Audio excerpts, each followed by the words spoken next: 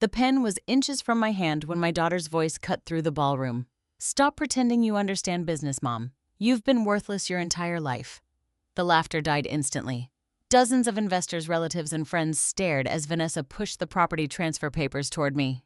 Beside her, my son-in-law Grant watched with a confidence that felt rehearsed. I looked at the hotel plans displayed behind them, then slowly closed the folder. "You're right about one thing," I said. "I never told you what I built." Vanessa rolled her eyes. So I leaned closer and asked, "Before you announced this project, did you ever check who actually owns the land beneath it?" Grant's face went pale. Vanessa's did not. "Not yet. Before I tell you what happened next, please like this video and subscribe if you believe a mother's quiet sacrifices should never be mistaken for weakness. Tell me in the comments what would you have said if your own daughter called you worthless in front of everyone, and please share where you're watching from and what time it is there. Knowing you're listening makes telling this painful story feel a little less lonely. There was a time when Vanessa used to believe I knew everything. When she was 6 years old, she followed me from room to room with a wooden spoon in one hand and a yellow notepad in the other. If I baked biscuits, she stood on a chair beside me and copied every measurement. If I sorted household bills, she arranged the envelopes by color and asked why some numbers were written in red. At night, after Michael, Rachel, and Vanessa were asleep, I worked at our kitchen table beneath a brass lamp with a cracked cream-colored shade. The house would be silent, except for the ticking clock above the stove and the soft scratching of my pencil across company ledgers. Vanessa often woke and found me there. "What are you doing, Mommy?" she would whisper, rubbing her eyes. "Making sure everyone gets paid," I would tell her. She would climb into the chair beside me, resting her small head against my arm while I checked payroll totals, supplier invoices, tax records, and bank statements for Reynolds Development. Back then, she thought the work looked important. She would point at rows of numbers and ask, "Did Daddy build all those houses? Your father and a lot of hardworking people did," I would answer. I never added that I had calculated the bids, negotiated payment schedules, reviewed material costs, and caught the mistakes that could have cost us thousands of dollars. I did not think of myself as invisible. Not then. I thought I was part of a team. Richard was good with people. He could walk into a room of nervous investors and make them believe the future was already built. He remembered names, told stories, shook hands firmly, and made every client feel as though their project mattered more than anything else in the world. I was good at what happened after the handshakes. I found the missing numbers. I noticed when labor costs were rising faster than projected. I knew which suppliers could be trusted and which ones changed their prices after contracts were signed. I kept our cash flow steady when payments arrived late. I prepared every financial report Richard carried into the bank. But Richard was the one people saw. At company picnics, employees thanked him for their jobs. At charity dinners, business leaders praised his courage and vision. At school events, teachers introduced me as Mrs. Reynolds, Richard Reynolds' wife. I smiled every time. For years, that description did not bother me. I loved Richard. I was proud of what we had built together, even if no one used the word together. Vanessa noticed the difference before I did. When she was 11, her class held a career day. Richard arrived wearing a navy suit and brought photographs of construction sites, architectural plans, and completed homes. He stood in front of the class and explained how a business was created from nothing. The children were fascinated. Vanessa watched him as though he had hung the moon himself. That evening, she asked me why I had not spoken at career day. "I work with your father," I said. She frowned. "But you don't go to the office." "I do most of my work here." She looked toward the kitchen table. "You mean the bills?" "The bills are part of it." She nodded slowly, but I could see the distinction forming in her mind. Her father built things. Her mother paid bills. After that, Vanessa spent more time at the company office. Richard enjoyed bringing her along. She sat in his leather chair, listened to him talk with project managers, and watched him point to large maps pinned across the conference room wall. She wanted his approval with an intensity I did not understand until much later. Richard encouraged her ambition. He told her she had his instincts and his confidence. He introduced her to clients as his future businesswoman. I was proud of her too. When she entered high school, she began helping me choose colors and furniture for model homes. Her eye for design was remarkable. She could walk into an empty room and imagine exactly how it should feel. "You got that from your mother," Richard once told her. Vanessa laughed. "No, Dad. Mom worries about receipts. I got the creative part from you." Richard smiled awkwardly, but he did not correct her. Neither did I. That moment stayed with me for years, though I pretended it did not hurt. The changes came gradually. Vanessa stopped sitting with me at the kitchen table. When I offered advice about college expenses, she said Richard understood money better. When I questioned whether she should take an unpaid internship in New York, she accused me of being afraid of opportunity. Richard told me not to take it personally. "She wants to be independent," he said. I want that too. Then let her make mistakes. He made it sound as though my caution came from fear rather than experience. Sometimes, in front of the children, he joked that I worried enough for the whole family. Sheila sees a disaster in every decimal point, he once said at dinner. Everyone laughed. I laughed too. But Vanessa remembered those jokes. Years later, she repeated them as facts. By the time she founded her interior design company, she spoke to Richard about contracts expansion and clients. She spoke to me about table linens and babysitting Lily. I told myself that mothers were often taken for granted. I told myself she would understand when she was older. Then, Richard died. It happened suddenly 3 years before that night in the ballroom. A heart attack took him before any of us were prepared. For months, I moved through the house as though every room had become unfamiliar. Vanessa stepped in quickly. At first, I was grateful. She organized meals, called relatives, handled flowers for the funeral, and helped me sort Richard's personal belongings. She reminded me to eat. She stayed overnight when the silence became unbearable. I thought I had my little girl back. But after the funeral, her concern began changing into control. She asked to review my bank statements. "You've never managed everything alone," she said. That was so untrue I almost laughed, but grief had left me too tired to argue. She suggested putting her name on my checking account in case of an emergency. She asked for copies of my house keys. She wanted access to my medical records. When I hesitated, she looked wounded. "I'm only trying to help you, Mom." So I gave her a key. I did not add her to my bank account. A month later, she suggested I sell the house. "It's too large for one person," she said, walking through the living room where I had raised 3 children. "And the maintenance will become overwhelming. I can afford the maintenance." She tilted her head. Are you sure? The question was gentle, but the meaning beneath it was not. Rachel noticed before I was willing to admit anything.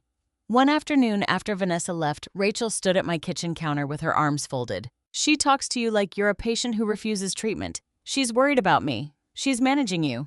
There's a difference between helping and managing." "I know. Do you?" Her question irritated me because it frightened me. I defended Vanessa. I said she had a demanding business, a complicated marriage, and a teenage daughter. I said she was carrying too much. I said taking charge was simply her way of loving people. Rachel did not argue. She only said, "Just make sure her version of helping doesn't require you to disappear." I remembered those words later. At the time, I thought Rachel was being dramatic. Vanessa still called every morning. She still brought groceries and invited me to family dinners. From the outside, she looked like a devoted daughter. But small things began to change. At restaurants, she ordered for me without asking. At medical appointments, she answered questions directed at me. At family gatherings, she explained my own stories when I paused to remember a name. Once I reached for the check after lunch and she covered my hand with hers. "Mom, you don't need to worry about money anymore. I'm not worried." She smiled as though I had misunderstood.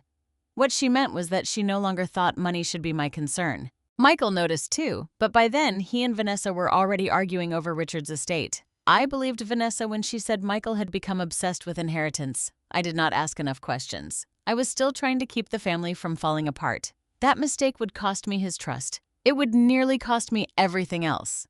Even then, part of me kept seeing Vanessa as the little girl with the yellow notepad curled against my arm while I balanced payroll. I believed that girl was still inside her. I believed love and patience would bring her back. I did not yet understand that every year I stayed silent about my own contribution, Vanessa became more certain that I had made none. And when people believe you have no value, they eventually begin treating everything you own as though it belongs to them. 3 weeks before Vanessa called me worthless in that ballroom, she and Grant arrived at my house carrying white roses, a box of pastries, and a leather presentation case. Vanessa had always known how to make an entrance. She wore a cream-colored suit with gold buttons, the kind of outfit that made her look prepared even before she said a word. Grant followed behind her in a navy blazer, smiling with the polished warmth he used around clients. "Mom, we brought your favorite lemon pastries," Vanessa said. "They were your father's favorite," I replied. Her smile tightened for half a second. Then she kissed my cheek and walked into the living room as though she owned the afternoon. Grant placed the presentation case on my coffee table. "We have something exciting to show you, Sheila." I looked at the flowers, the pastries, and the expensive leather folder. Whenever people brought too many pleasant things before asking a favor, the favor was rarely small. Vanessa sat beside me on the sofa. "You remember the old Reynolds property near Ashley River?" "Of course I remember it." The land stretched across several quiet acres outside Charleston. Richard and I had purchased it when the area was still mostly marsh oak trees and narrow country roads. Over the years, developers had made offers, but I had never accepted one. Vanessa opened the case. Inside were glossy architectural renderings of a white Southern-style building with tall columns, wide verandas, landscaped gardens, and a courtyard filled with string lights. Across the first page were the words, "The Carter Heritage House, a boutique hotel," Vanessa said. "Luxury rooms, private events, fine dining, weddings, corporate retreats. Grant has been working with investors for almost a year." Grant leaned forward. "This part of Charleston is growing quickly. The property is in the perfect location. Close enough to the city, but private enough to feel exclusive." Vanessa turned another page. The next image showed an elegant ballroom with chandeliers and pale blue walls. "I designed every room," she said. "The hotel would become the signature project of my company." Her voice softened. "We want it to honor Dad." That sentence was carefully chosen. Vanessa knew how difficult it was for me to refuse anything connected to Richard's memory. Grant pointed to a drawing of the main entrance. "We would preserve the Reynolds name in the history of the property. There could be a plaque in Richard's honor." "A plaque," I repeated. Vanessa reached for my hand. "It would be a legacy for Lily, too. Something our family could be proud of for generations." The presentation was beautiful. That did not make it honest. I looked through the plans slowly. The rooms were elegant. The landscaping respected the old live oaks. Vanessa's talent was visible on every page, but there were things missing. There was no current land appraisal, no detailed construction budget, no financing schedule, no list of investors, no explanation of environmental restrictions near the river. Most importantly, there was no clear statement of ownership. "How much will the project cost?" I asked. Grant's smile remained in place. "We're still finalizing the total. You've worked on it for a year, but you don't have a total. We have projections." "What are they?" Vanessa sighed. "Mom, this is the vision meeting. We can go through the boring details later." "Boring details are usually where expensive mistakes hide." Grant glanced at Vanessa. It was quick, but I saw it. He had not expected that answer. He opened another folder and removed a thick group of papers. "That's actually why we're here," he said. "We need to clean up one small estate issue before the bank releases the next stage of financing." He placed the papers in front of me. Vanessa slid a pen beside them. "It's routine," she said. I did not touch the pen. "What estate issue?" "After Richard died, some of the older property records were never updated," Grant explained. "The bank wants confirmation that the family has authority to move forward." The family, Vanessa primarily, as the project sponsor. I turned to the first page. The document was filled with dense legal language. Grant began talking before I had finished reading the heading. "It simply confirms that you have no objection to development." I looked up. "Then why is it 27 pages standard bank paperwork?" "Which bank?" Grant hesitated. "Atlantic Coastal." "Who is the loan officer?" Vanessa's posture changed. "Mom, are you interviewing him?" "I am asking questions about a document you want me to sign." She pulled her hand away from mine. "We came here because we thought you would be happy for us. I am happy to see your work. That does not mean I will sign something I have not read." Grant leaned closer, lowering his voice as though patience itself were a performance. "Sheila, no one is asking you to take on debt." "Then what exactly am I giving up?" "Nothing meaningful." That answer troubled me more than any number could have.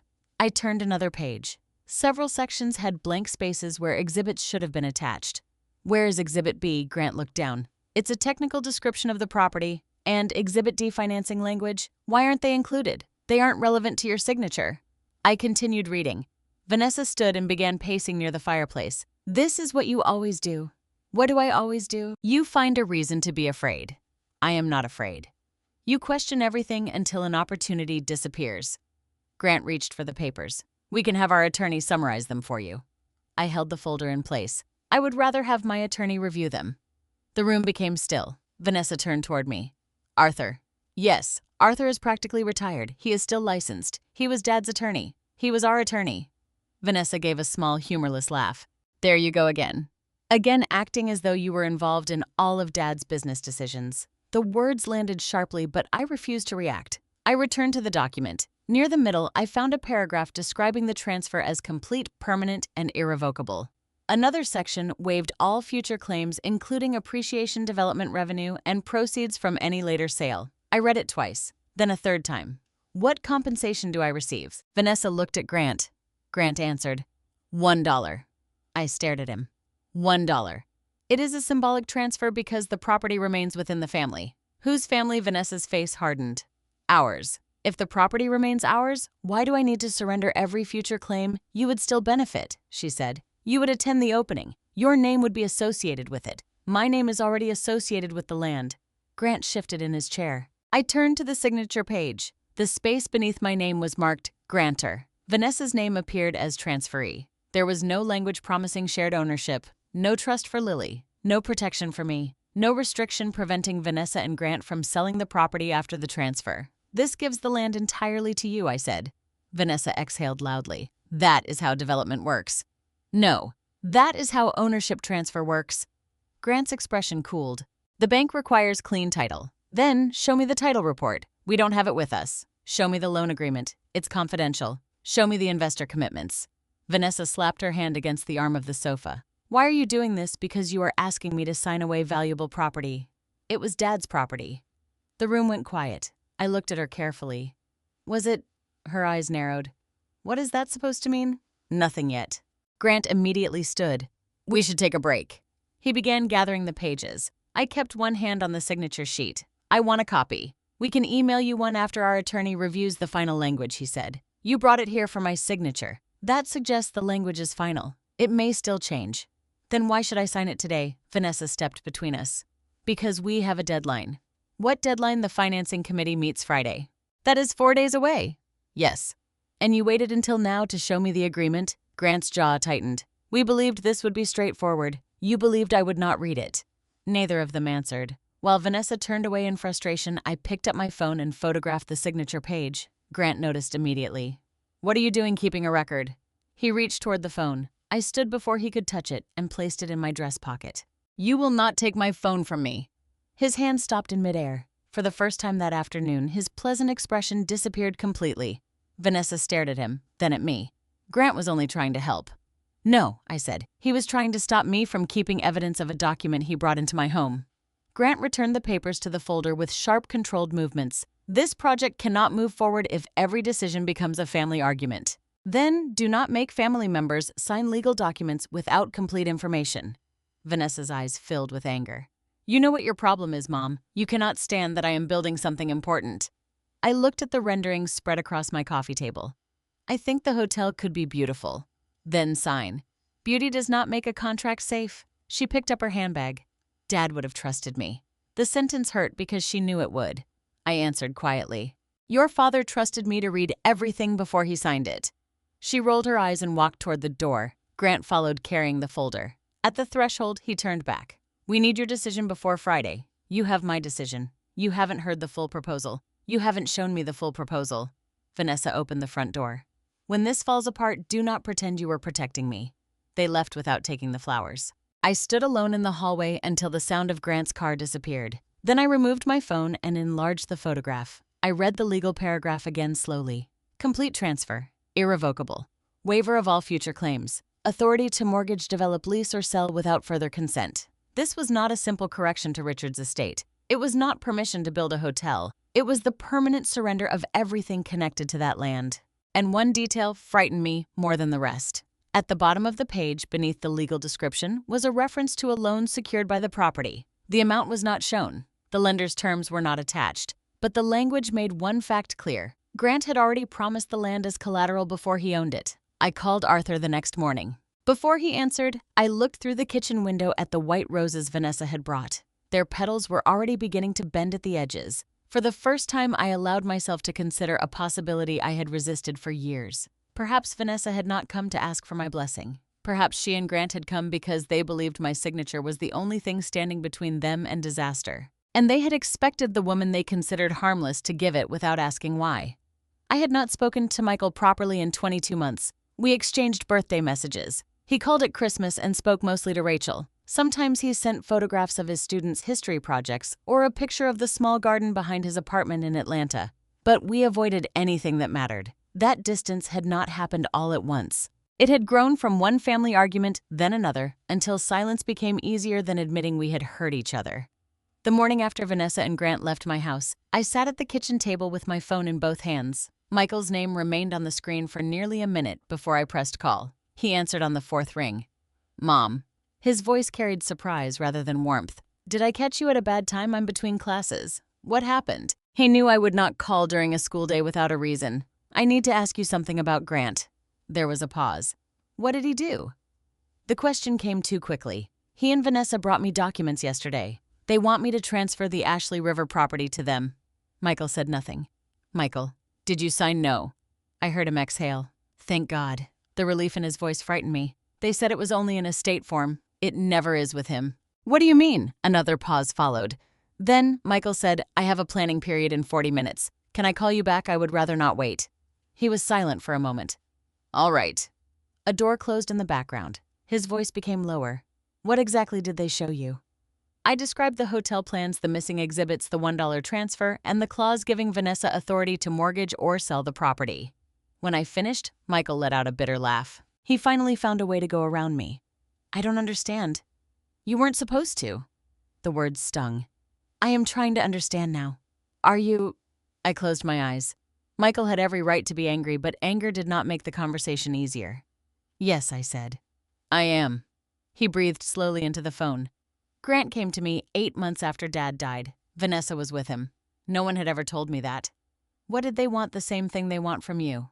Control. Michael explained that they had invited him to dinner at a restaurant in Atlanta. Vanessa claimed she wanted to repair the tension that had developed after Richard's funeral. Grant brought a folder. Inside was a waiver stating that Michael surrendered any present or future claim to several Reynolds family assets. They said it was for tax planning, Michael told me. Grant said dividing property among too many heirs could create complications. What property? That was my first question. And they would not provide a complete list. My hand tightened around the phone. Michael continued. The document referred to company shares, undeveloped land, future distributions, and anything connected to Dad's estate that had not yet been identified. Why would Grant need your signature if those assets belonged to the estate exactly? What did Vanessa say? That I was being difficult? I heard the hurt beneath his words. Hyde told me Grant had promised that signing the waiver would make everything simpler. Vanessa would manage the family assets, and later she would divide them fairly among the siblings. Michael asked to take the paperwork to his own attorney. Grant refused. He said family legal matters should stay within the family, Michael said. That makes no sense. It made perfect sense if they did not want an independent person reading it.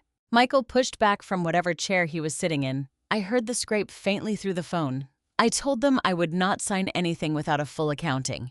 Vanessa started crying. She said I was treating her like a criminal. I remembered Vanessa telling me a different version. She had said Michael demanded control of Richard's company. She said he accused her of stealing. She said grief had made him obsessed with inheritance. I had believed her. What happened after you refused? I asked. She called Rachel before I got home. Then she called you. I swallowed. She told me you wanted more than your fair share. I wanted to know what existed before I gave it away. The truth of that sentence settled heavily between us. Michael went on. Within 2 days, everyone had heard I was fighting over Dad's money. Aunt Carol called me selfish. Vanessa told one of Dad's former project managers that I was threatening legal action. Were you? No. I only said I would consult an attorney. I looked around my kitchen. The same room where Michael had done homework, eaten birthday cake, and once helped Richard build a wooden birdhouse. I had allowed him to become a stranger because listening to Vanessa had been easier than facing conflict. Why didn't you come to me directly? I asked. I did. His answer was immediate. You told me Vanessa was handling everything responsibly. You said I should stop making accusations while the family was grieving. The memory returned with painful clarity. Michael standing near my fireplace, his shoulders tense, a folded document in his hand, Vanessa crying in the next room. I had told him this was not the time. I was wrong, I said. He did not respond. I should have asked to see the papers. Yes, there was no cruelty in the word. That made it worse. I am sorry. The silence lasted long enough for me to hear distant voices from the school hallway. Finally, Michael said I needed you to believe I was not trying to take anything from you. I know that now. No. You know Grant is asking you to sign something. That is not the same as knowing what happened to me. You're right. I forced myself not to defend my intentions. Intentions had not protected him. I failed you, I said. I was trying to keep the family together, and instead I helped Vanessa push you out. Michael's breathing changed. When he spoke again, his voice was less hard. What did Grant say? The land was for a luxury hotel? That is not what it is for. What do you mean it may become a hotel? But the property itself is his rescue plan. Michael had spent the previous year following Grant's business dealings. Not obsessively, he said. Carefully. After their confrontation, Michael wanted to understand why Grant had been so desperate to obtain family waivers. He searched public property records, corporate filings, and court documents. As a history teacher, he was accustomed to gathering evidence before drawing conclusions. He discovered 3 major failed projects.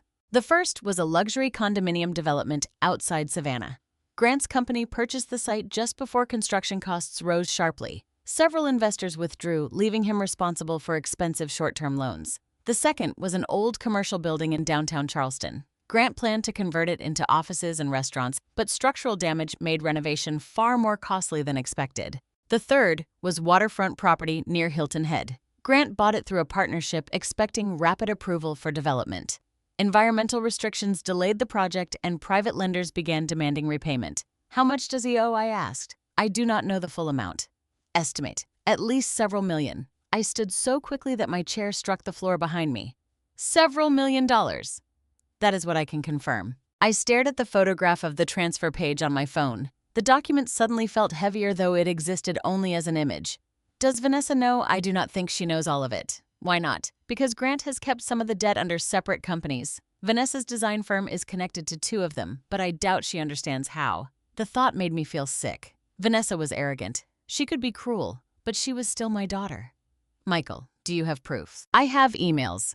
What emails? Grant accidentally copied me on a chain when he was trying to pressure me to sign the waiver. Michael had saved every message. One email was between Grant and a private lender. Another included a project consultant. They discussed potential collateral that could be used to restructure existing debt. The Reynolds land was mentioned several times. Michael read one sentence aloud. "Once family consent is finalized, this parcel becomes the only clean collateral left." I lowered myself back into the chair. The only clean collateral left. Grant had not looked at our land and seen a place to honor Richard. He had seen a property untouched by his failures. "Send me everything." "I will." "Why didn't you send it before?" To whom the answer silenced me.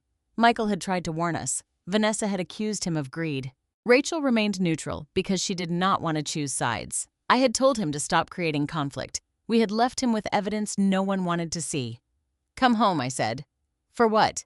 "To help me understand this. You want me involved now?" "Yes. And when Vanessa says I am manipulating you, I will not believe her without evidence again." He was quiet. I added, "I cannot change what I did before, but I can stop doing it." That was the first thing I said that seemed to reach him. He told me he had Friday off because of a teacher training schedule. He could drive to Charleston Thursday evening. Before agreeing, he made one request. "If this gets ugly, do not protect Vanessa by sacrificing everyone else." I knew exactly what he meant. My instinct had always been to soften consequences for my children, to explain their behavior, to absorb the damage privately. "I cannot promise I will stop loving her," I said. "I am not asking you to. I can promise I will not sign away the truth to save her from it." Michael released a long breath. "Then I'll come." After we ended the call, I remained at the table for several minutes. My conversation with Michael had revealed more than Grant's debt. It showed me how carefully the family had been divided. Grant had approached Michael separately. He had allowed Vanessa to accuse her brother. I had counted on Rachel remaining peaceful, and he had counted most of all on me being too grief-stricken, too trusting, or too intimidated to ask questions. I opened Michael's first email attachment that afternoon. The chain contained loan references, property valuations, and increasingly urgent messages. One line from Grant appeared near the bottom. "Sheila will sign once Vanessa explains that the project protects Richard's legacy." He had used my husband's memory as a strategy, not as a tribute, not as a family promise, as leverage. I read the sentence until anger replaced the sadness in my chest. Then I noticed the date. Grant had written it 6 months before he and Vanessa came to my house. They had not approached me with a new dream. They had been planning around my signature for half a year. And somewhere during those 6 months, Grant had become so confident of my obedience that he had already offered my land to people I had never met. That night, after reading Michael's emails, I barely slept. Every time I closed my eyes, I saw Richard. Not the respected businessman smiling in newspaper photographs. Not the confident man standing proudly beside newly completed homes. I remembered the exhausted husband who used to sit alone in our garage long after midnight, believing he had failed everyone who depended on him. Very few people ever knew that version of Richard. Even our children never saw it. They remembered the years after the company became successful. They never witnessed the months when Reynolds Development nearly disappeared forever. 40 years earlier, Charleston was changing quickly. New neighborhoods were expanding, young families were moving into the area, and Richard believed he could build homes that ordinary working people could actually afford. His dream was sincere. His optimism, however, often exceeded his experience. Richard trusted people too easily. If a supplier promised lower prices next month, he believed them. If a developer guaranteed payment after closing, Richard shook hands instead of demanding stronger contracts. He was brilliant at inspiring confidence. He was far less talented at protecting himself from disappointment.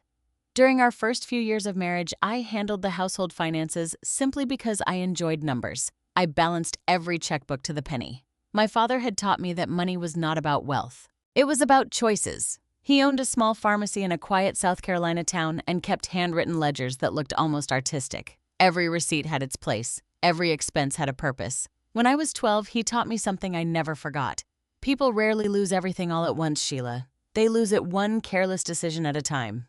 Those words stayed with me long after he passed away. Richard admired my organization. Whenever bills became complicated, he pushed them toward me with a grin. "You make numbers behave." At first, it was only household budgeting. Then I began helping with payroll. Soon, I was reviewing supplier invoices. Before long, I knew almost every employee by name and could tell you exactly how much lumber, concrete, and roofing material each project required. I never asked for recognition. I simply wanted the company to survive. For several years it did. Then everything collapsed. It began with one commercial development outside Charleston. The client promised final payment within 30 days after completion. Richard believed him. The payment never came. The client declared bankruptcy before Reynolds Development received its money. Nearly $500,000 disappeared overnight. Richard assured everyone that another project would recover the loss. Instead, interest rates increased. Material prices rose. 2 subcontractors demanded immediate payment. Our credit line reached its limit. One Friday afternoon, Richard came home before sunset. He never came home before sunset. He walked through the front door carrying a cardboard box instead of his briefcase. He placed it on the kitchen counter and simply stared at it. I walked over quietly. "What happened?" He didn't answer. Inside the box were unopened invoices, past due notices, letters from attorneys, bank correspondence, payroll reports. Finally, Richard whispered, "I don't know how to fix this." It was the first time I had ever heard fear in his voice. That weekend, we spread every financial record across our dining room table. We worked for almost 36 hours. Coffee cups covered every available surface. Sheets of calculations surrounded us. By Sunday afternoon, I understood the truth. The company wasn't struggling. It was dying. Richard covered his face with both hands. "If payroll bounces on Friday..." He couldn't finish the sentence. Our employees had mortgages, young children, medical bills, college tuition. Some had worked with Richard since the company's first year. Losing the business would destroy far more than our own family. Monday morning, the bank called. Unless overdue loans were paid immediately, construction equipment would be repossessed. Without equipment, active projects would stop. Without completed projects, no payments would arrive. Without payments, there would be no company left. Richard stopped sleeping. He barely ate. Several nights I found him sitting alone in the garage because he didn't want the children seeing him cry. Then, during the middle of that terrible month, another event changed everything. My father died unexpectedly. His funeral passed in a blur of grief. Several weeks later, his attorney called. I had inherited nearly everything he owned. His pharmacy had already been sold before his illness. His savings, investments, and insurance policies came to approximately $1 million. For a young family in those days, it was an extraordinary amount of money. Richard refused to discuss using it. "It belongs to you. It belongs to our family." "No." He shook his head immediately. "Your father worked his entire life for that money. And he worked so his daughter would have security. You already have security." I looked around our kitchen. Bills covered half the table. The bank wanted our equipment. Payroll was due in 4 days. We were weeks away from losing everything. "No," I said softly. "We don't." Richard stood and walked toward the window. "If I touch that money..." He stopped speaking. I finished the sentence for him. "You'll feel like a failure." He nodded without turning around. For several minutes, neither of us spoke. Finally, I walked beside him. "Richard," he looked at me. "What did we promise each other when we married? That everything would belong to both of us. Does that promise only matter when life is easy?" His eyes filled with tears. "I don't want your father's life becoming the reason mine survives." "It isn't." "What is it then?" "My father spent 40 years protecting me." I took his hand. "Now I'm protecting the family we built together." The following morning, I met with our accountant before Richard even arrived at the office. By lunchtime, I had already made my decision. The inheritance would save Reynolds Development, not because the company deserved it, because the people inside it did. Over the next several weeks, I transferred money piece by piece. First, overdue employee wages. I refused to let a single paycheck bounce. Some of those workers never knew how close they came to unemployment. Then, I paid the suppliers who had trusted us the longest. One by one, they agreed to continue deliveries. Next came negotiations with the bank. Most people assumed Richard handled those meetings. He attended them. I led them. The loan officer quickly realized I understood every number inside the business. Cash flow, debt ratios, projected revenue, construction schedules. I answered every question. Richard mostly listened. Afterward, sitting in the parking lot, he laughed quietly. I think the banker trusted you more than me. He should have. Richard smiled. I know. During those negotiations, another opportunity appeared. A large undeveloped parcel along the Ashley River became available. Most investors ignored it. Road access was poor. Utility lines hadn't yet been expanded. Several developers considered it too risky. I disagreed. The city had already approved future infrastructure improvements. Within 10 years, the surrounding area would become extremely valuable. Richard thought buying additional land while struggling financially sounded reckless. I spent 3 nights reviewing every projection. Finally, I showed him my calculations. If the company survives, I said this land will become its future. And if you're wrong, we lose money. If you're right, we secure the company's next generation. Richard studied my notes for almost an hour. Finally, he smiled. I married someone much smarter than I am. We purchased the land. Not through the company, through me. Richard insisted we meet with Arthur Whitmore before completing the transaction. Arthur had represented us since the earliest days of Reynolds' development. After reviewing every financial document, he closed the folder and looked directly at Richard. If Sheila contributes this inheritance without protection, she's assuming nearly all the financial risk. Richard nodded. I know. Arthur continued. If the business succeeds, everyone will assume Richard built it alone. Neither of us answered. Arthur leaned back in his chair. There should be a formal agreement. Richard frowned. What kind? Sheila receives controlling voting shares. Richard looked surprised. The land remains in Sheila's name. I stayed silent. Arthur continued. Major asset transfers require Sheila's written approval. Richard looked at me. Do you want that? No. Arthur interrupted. That isn't the correct question. Richard turned toward him. What is?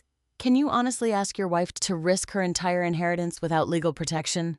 Richard lowered his eyes. After a long silence, he whispered, No. The documents were prepared over the following week. I became the majority voting shareholder. The Ashley River property was titled in my name. Any future sale of significant company assets required my written authorization. Richard signed every page willingly. When everything was complete, Arthur placed the originals inside his office safe. He smiled at both of us. I hope these papers never become necessary. So did we. The company recovered faster than anyone expected. Projects became profitable again. Employees stayed. Banks regained confidence. Developers began calling Richard one of Charleston's smartest businessmen. At first, he corrected people. He always included my name. But gradually, he stopped. Not because he loved me less. Because success has a strange way of rewriting history. People wanted a single hero. Richard became that hero. One evening, years later, after receiving a business award, he sat quietly beside me on our porch. They think I did all of it. You don't have to explain. I should. You don't. He looked toward the sunset. If people knew, they'd respect you less. His silence answered for him. Then he asked me the question that changed the next 40 years of our lives. Would you let them keep believing it? I loved my husband, more than my pride, more than public recognition. So I nodded. Yes. Richard took both my hands. I'll never forget what you've done. He never did, but everyone else eventually did, even our children, especially Vanessa. And as I sat alone at my kitchen table 40 years later, staring at the transfer documents Grant wanted me to sign, I finally understood something that had taken nearly half a lifetime to admit. The greatest mistake I ever made was not investing my inheritance. It was believing the truth could remain hidden forever without someone else eventually rewriting it. The ballroom looked like the kind of place where nothing ugly was supposed to happen. Crystal chandeliers hung above round tables dressed in white linen. Tall arrangements of magnolias and pale roses framed the stage. Waiters moved quietly through the room carrying champagne while a string quartet played near the windows overlooking downtown Charleston. Vanessa had chosen every detail. That alone should have told me how important the evening was to her. It was the 10th anniversary of Reynolds Carter Interiors, the company she had built from a small design studio into one of the most recognizable luxury firms in South Carolina. Clients, investors, developers, and local business leaders had gathered to celebrate her success. Rachel had helped me choose a navy silk dress for the occasion. You look beautiful, she said as we entered the ballroom. I feel overdressed. You are the founder's mother. I almost corrected her. Instead, I smiled. Vanessa stood near the stage greeting guests. She wore a fitted silver gown and held herself with the confidence of someone who had rehearsed every movement. When she saw me, she kissed my cheek. "I'm glad you came." The words sounded polite rather than affectionate. I wouldn't miss it. Her eyes dropped briefly to my handbag. "You didn't bring any paperwork, did you know?" She seemed relieved. That reaction told me she still believed our disagreement could be controlled. Grant appeared beside her, holding 2 glasses of champagne. "Sheila," he said warmly, "you look wonderful." "So do you." He handed 1 glass to Vanessa, but did not offer me the other. "Big night," he said. "So I understand. The project announcement will change everything." For whom his smile remained in place. For the whole family. Before I could answer, he turned to greet an investor. Rachel leaned toward me. "He's avoiding you. He is waiting until the room is full." She looked at me sharply. "You think he'll ask you to sign tonight?" "I think he believes public pressure will succeed where private pressure failed." Rachel glanced toward Vanessa.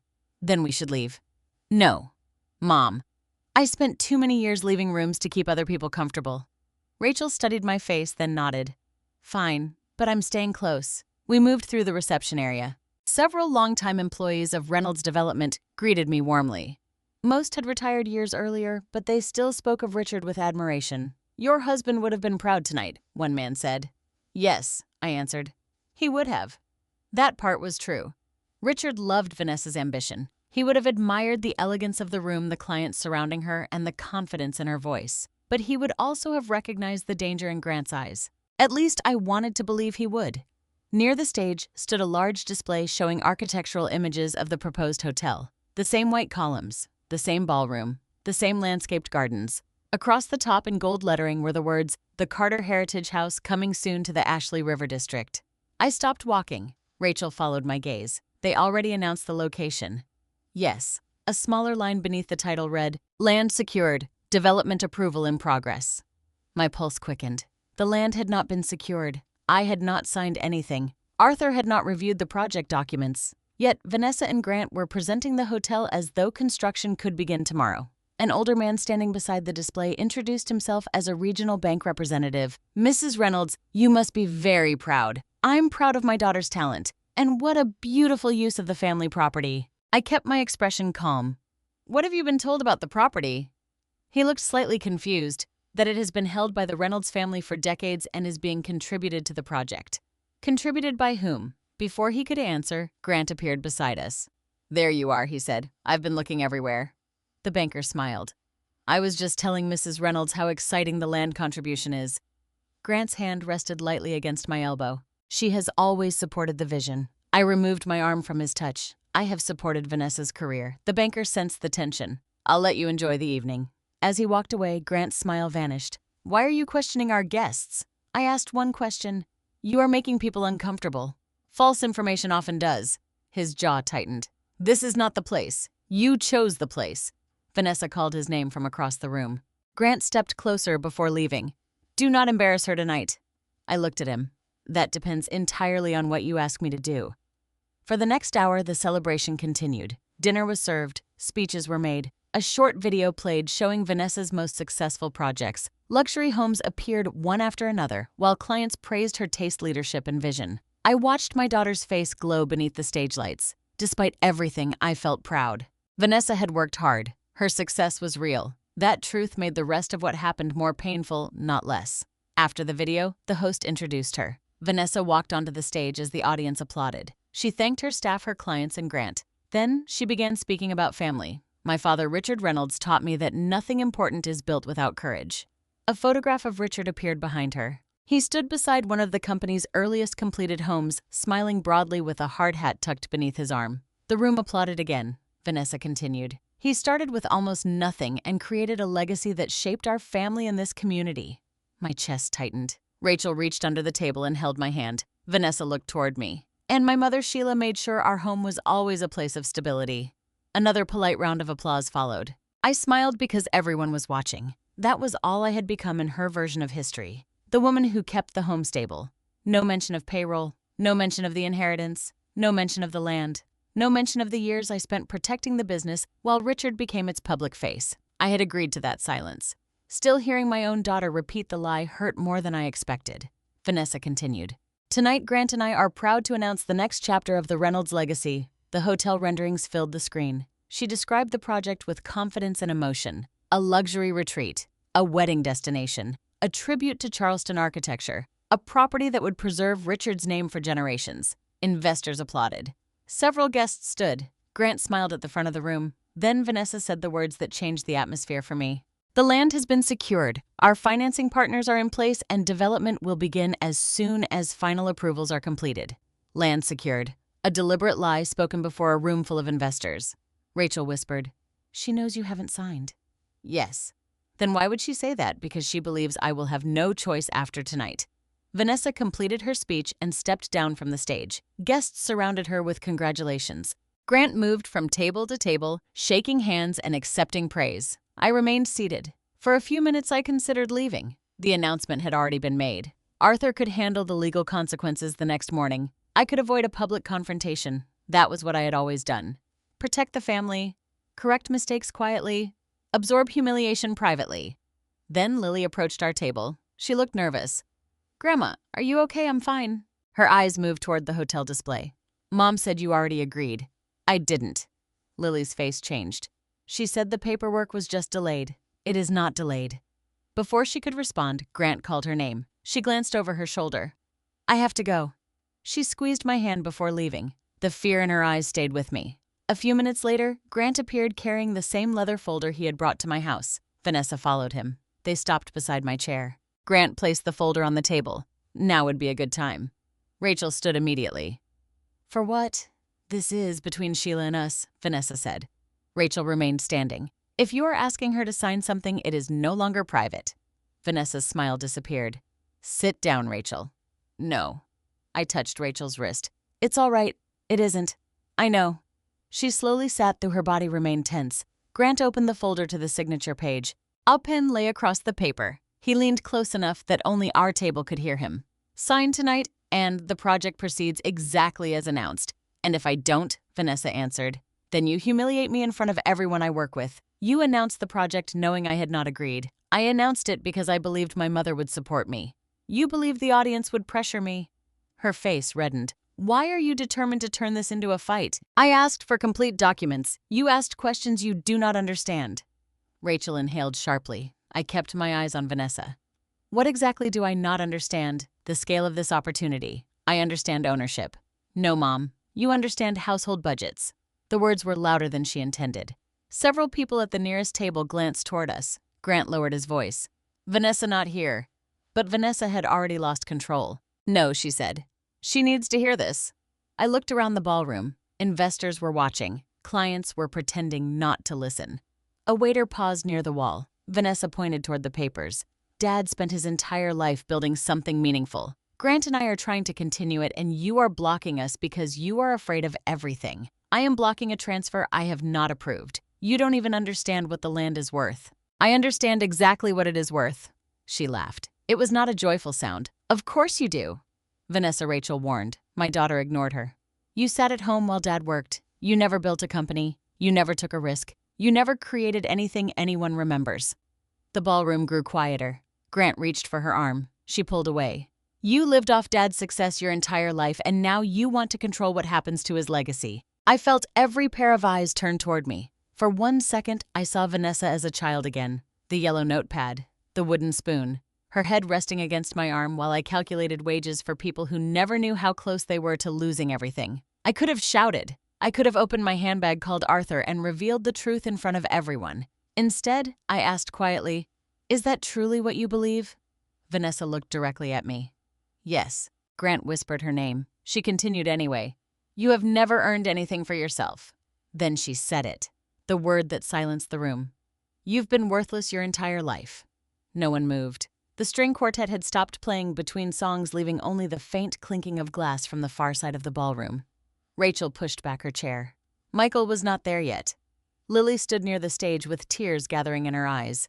Grant looked uncomfortable but not ashamed, only worried. Worried that Vanessa had said too much. I looked down at the signature page, then I closed the folder. Slowly, carefully. The sound of the leather cover meeting the table seemed louder than Vanessa's accusation.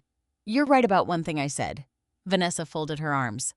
"What I never told you what I built." She rolled her eyes. I stood. The room watched me.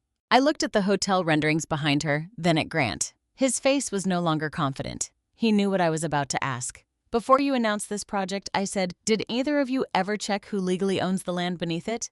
Vanessa's expression did not change. Grant's did. The color drained from his face so quickly that even the guests closest to us noticed. Vanessa looked at him, then back at me. What are you talking about? I did not answer. Not yet. Because in that moment, I finally understood something Grant had been trying desperately to hide. Vanessa did not know the truth, but he did.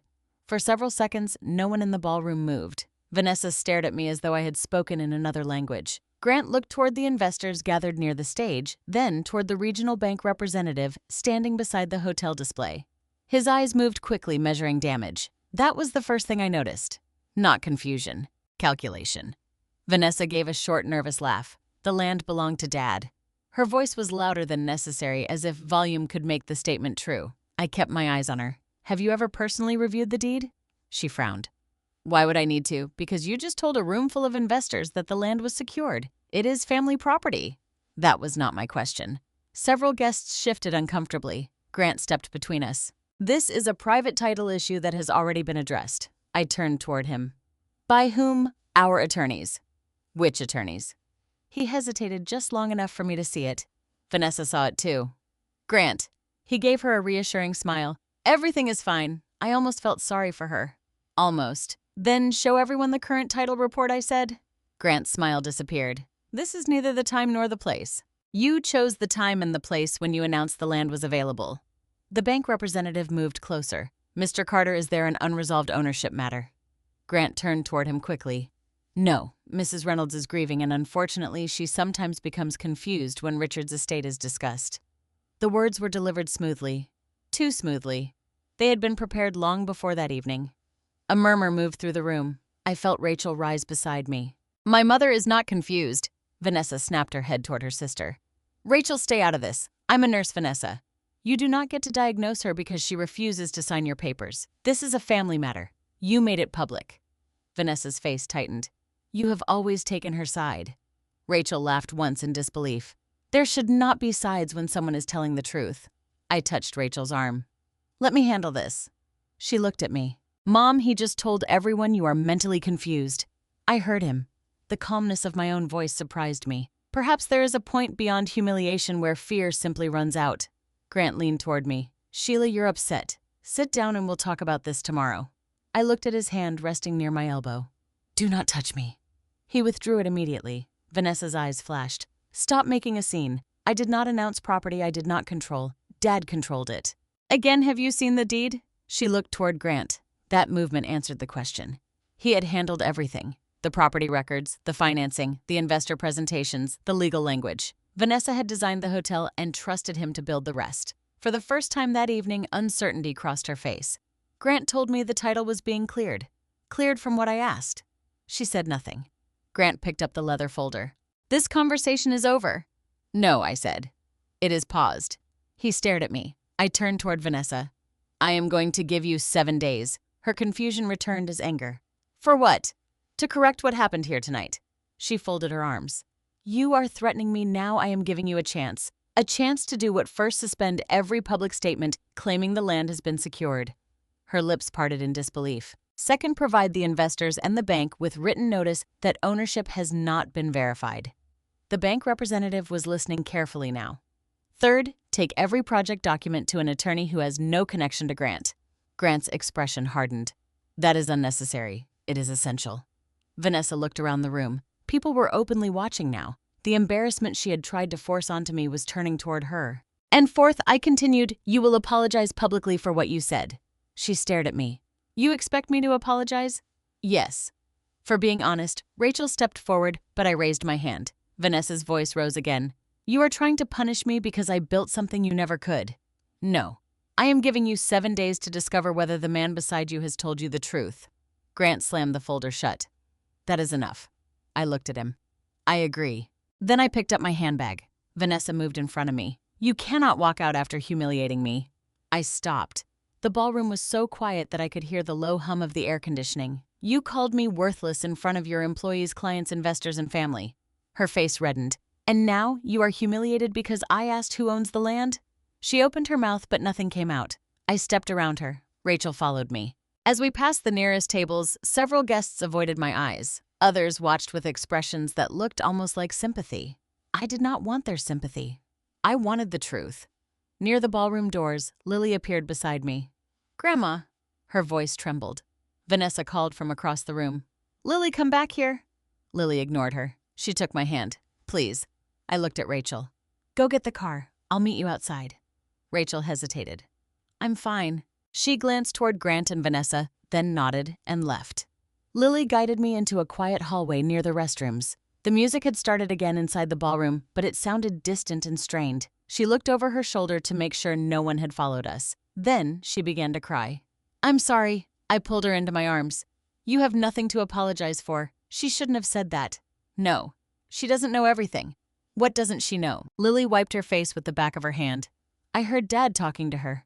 "When last week?" My body went still. "They were in his office. They thought I was upstairs. What did they say?" Lily looked frightened. "Dad said once you signed the land papers, everything else would become easier." "What did he mean by everything else?" "He said the house should be sold." For a moment I thought I had misheard her. "My house." She nodded. "He said it was too much for you and that the money could be managed better if Mom had control." The hallway seemed to narrow around me. "What did Vanessa say?" "She said you would never agree." "And Grant?" "He said you wouldn't need to agree if she could prove you were becoming confused." The word hit harder the second time, not because it was new, because now I knew it was part of a plan. Lily continued speaking quickly as though she needed to release everything before courage failed her. "He told her to start writing things down." "What things?" "Every time you forgot something. Every time you asked the same question. Every time you misplaced your phone or keys." My mind moved through recent months. Vanessa asking whether I remembered a lunch appointment. Vanessa reminding me I had already told a story. Vanessa watching when I searched through my handbag for my glasses. Normal moments, collected and reshaped. "Did your mother agree?" Lily looked away. She said it felt wrong. Hope rose briefly inside me. Then Lily added, "But she did not tell him to stop." I closed my eyes. That was the difference between weakness and choice. Vanessa may not have created the plan, but she had allowed it to continue. Lily gripped my hand. "Dad said if the court gave Mom control, they could move you somewhere cheaper. A retirement home. He called it a community." I almost laughed. People use gentle words when they want to hide cruel intentions. And my accounts, he said Mom could manage those too. The hotel was not the whole plan. It was the beginning. First the land, then my house, then my bank accounts, then my right to decide where I lived and how I spent the rest of my life. Grant had not merely underestimated me. He had designed a future in which I no longer had a voice. "Does Vanessa know you heard them?" "No." "Keep it that way." Lily looked alarmed. "Are you going to tell anyone?" "I'm going to tell the right people. Will Mom get arrested? I don't know." Her face crumpled again. I held her shoulders gently. "Listen to me. Whatever happens next is not your fault. But I told you. You told me because you knew something wrong was happening. She'll hate me. Your mother may be angry. That is not the same as you being wrong." Lily wiped her eyes. "There's more." I waited. "Dad has a folder on his computer." "What kind of folder?" "It has your name on it." My stomach tightened. "Have you seen what's inside?" "Only the titles. Medical appointments, property records, bank information." "How did you find it?" "He asked me to print something for him." The folder was already open. "Did you copy anything?" She shook her head. "No. I was scared." "You did the right thing by not taking risks." She looked at me with the anxious seriousness of someone far too young to be trapped inside adult dishonesty. "I can look again." "No." "But no, Lily. You are not going to spy on your parents for me. What if you need proof? Then the adults will find it legally. I would not let Grant turn my granddaughter into another weapon." That was how families broke apart completely. One person convinced another that betrayal was protection. Then everyone began hiding, recording, accusing, and choosing sides. I had helped create enough silence already. "Promise me," I said. She hesitated. "Promise me you will not search his computer. I promise." I kissed her forehead. "Good."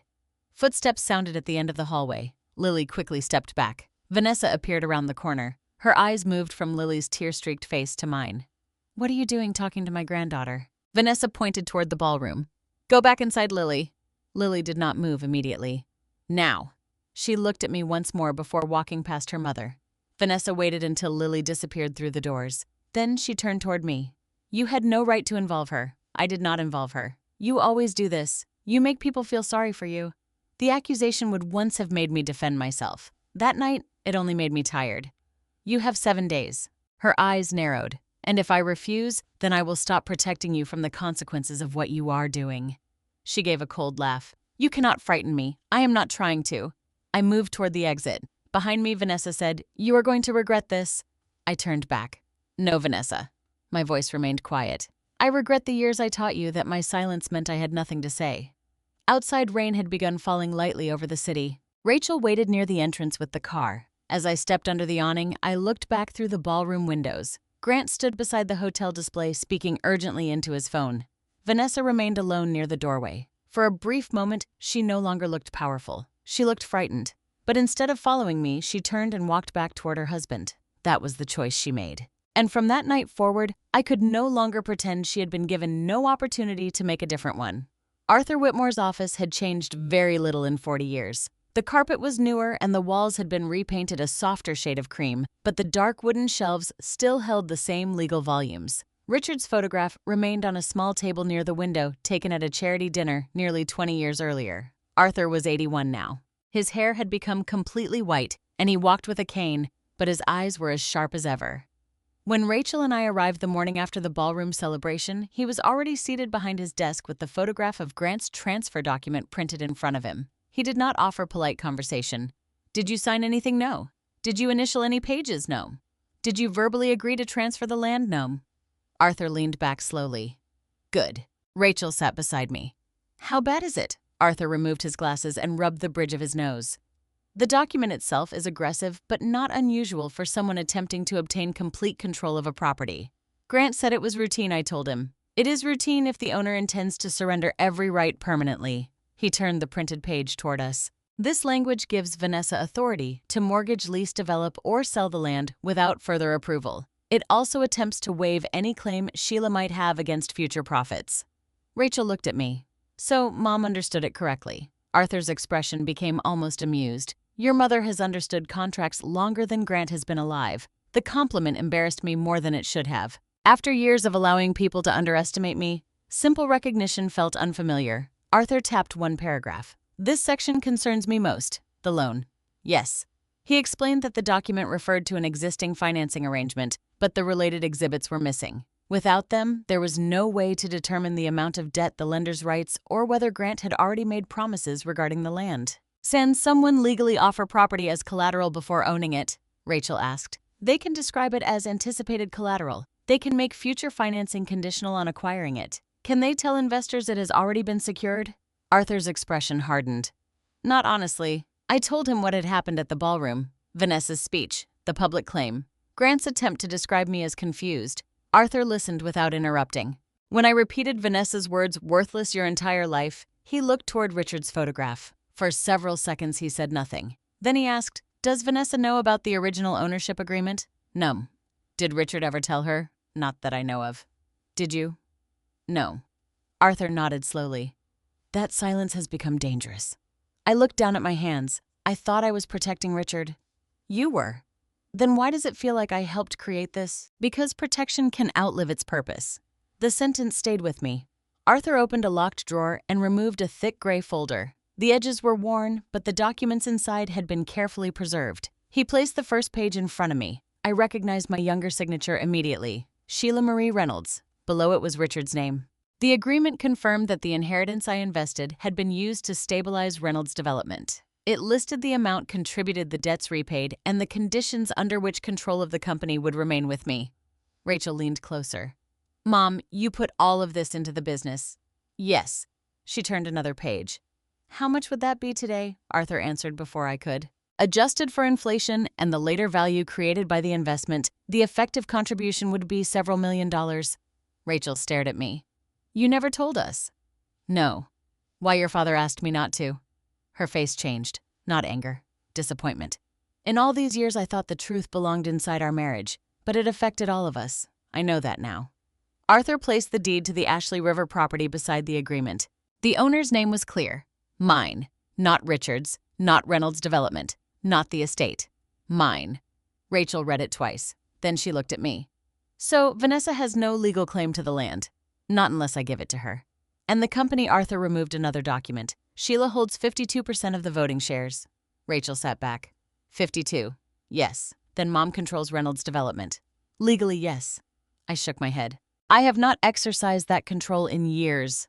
Arthur looked directly at me. That does not mean it disappeared. He explained that Richard had managed daily operations and later assigned administrative authority to others, but the original ownership structure had never been changed. Vanessa held shares. Michael and Rachel held smaller interests through family trusts, but no one held more voting power than I did. Does Grant know? Rachel asked. Arthur's mouth tightened. He should. Why? Because he requested corporate ownership records 14 months ago. I felt the room become colder. He contacted you not personally. An attorney representing one of his development companies requested documents as part of a proposed financing review. Did you provide them only public and authorized corporate records? Nothing confidential. Would those records show my controlling interest? Yes.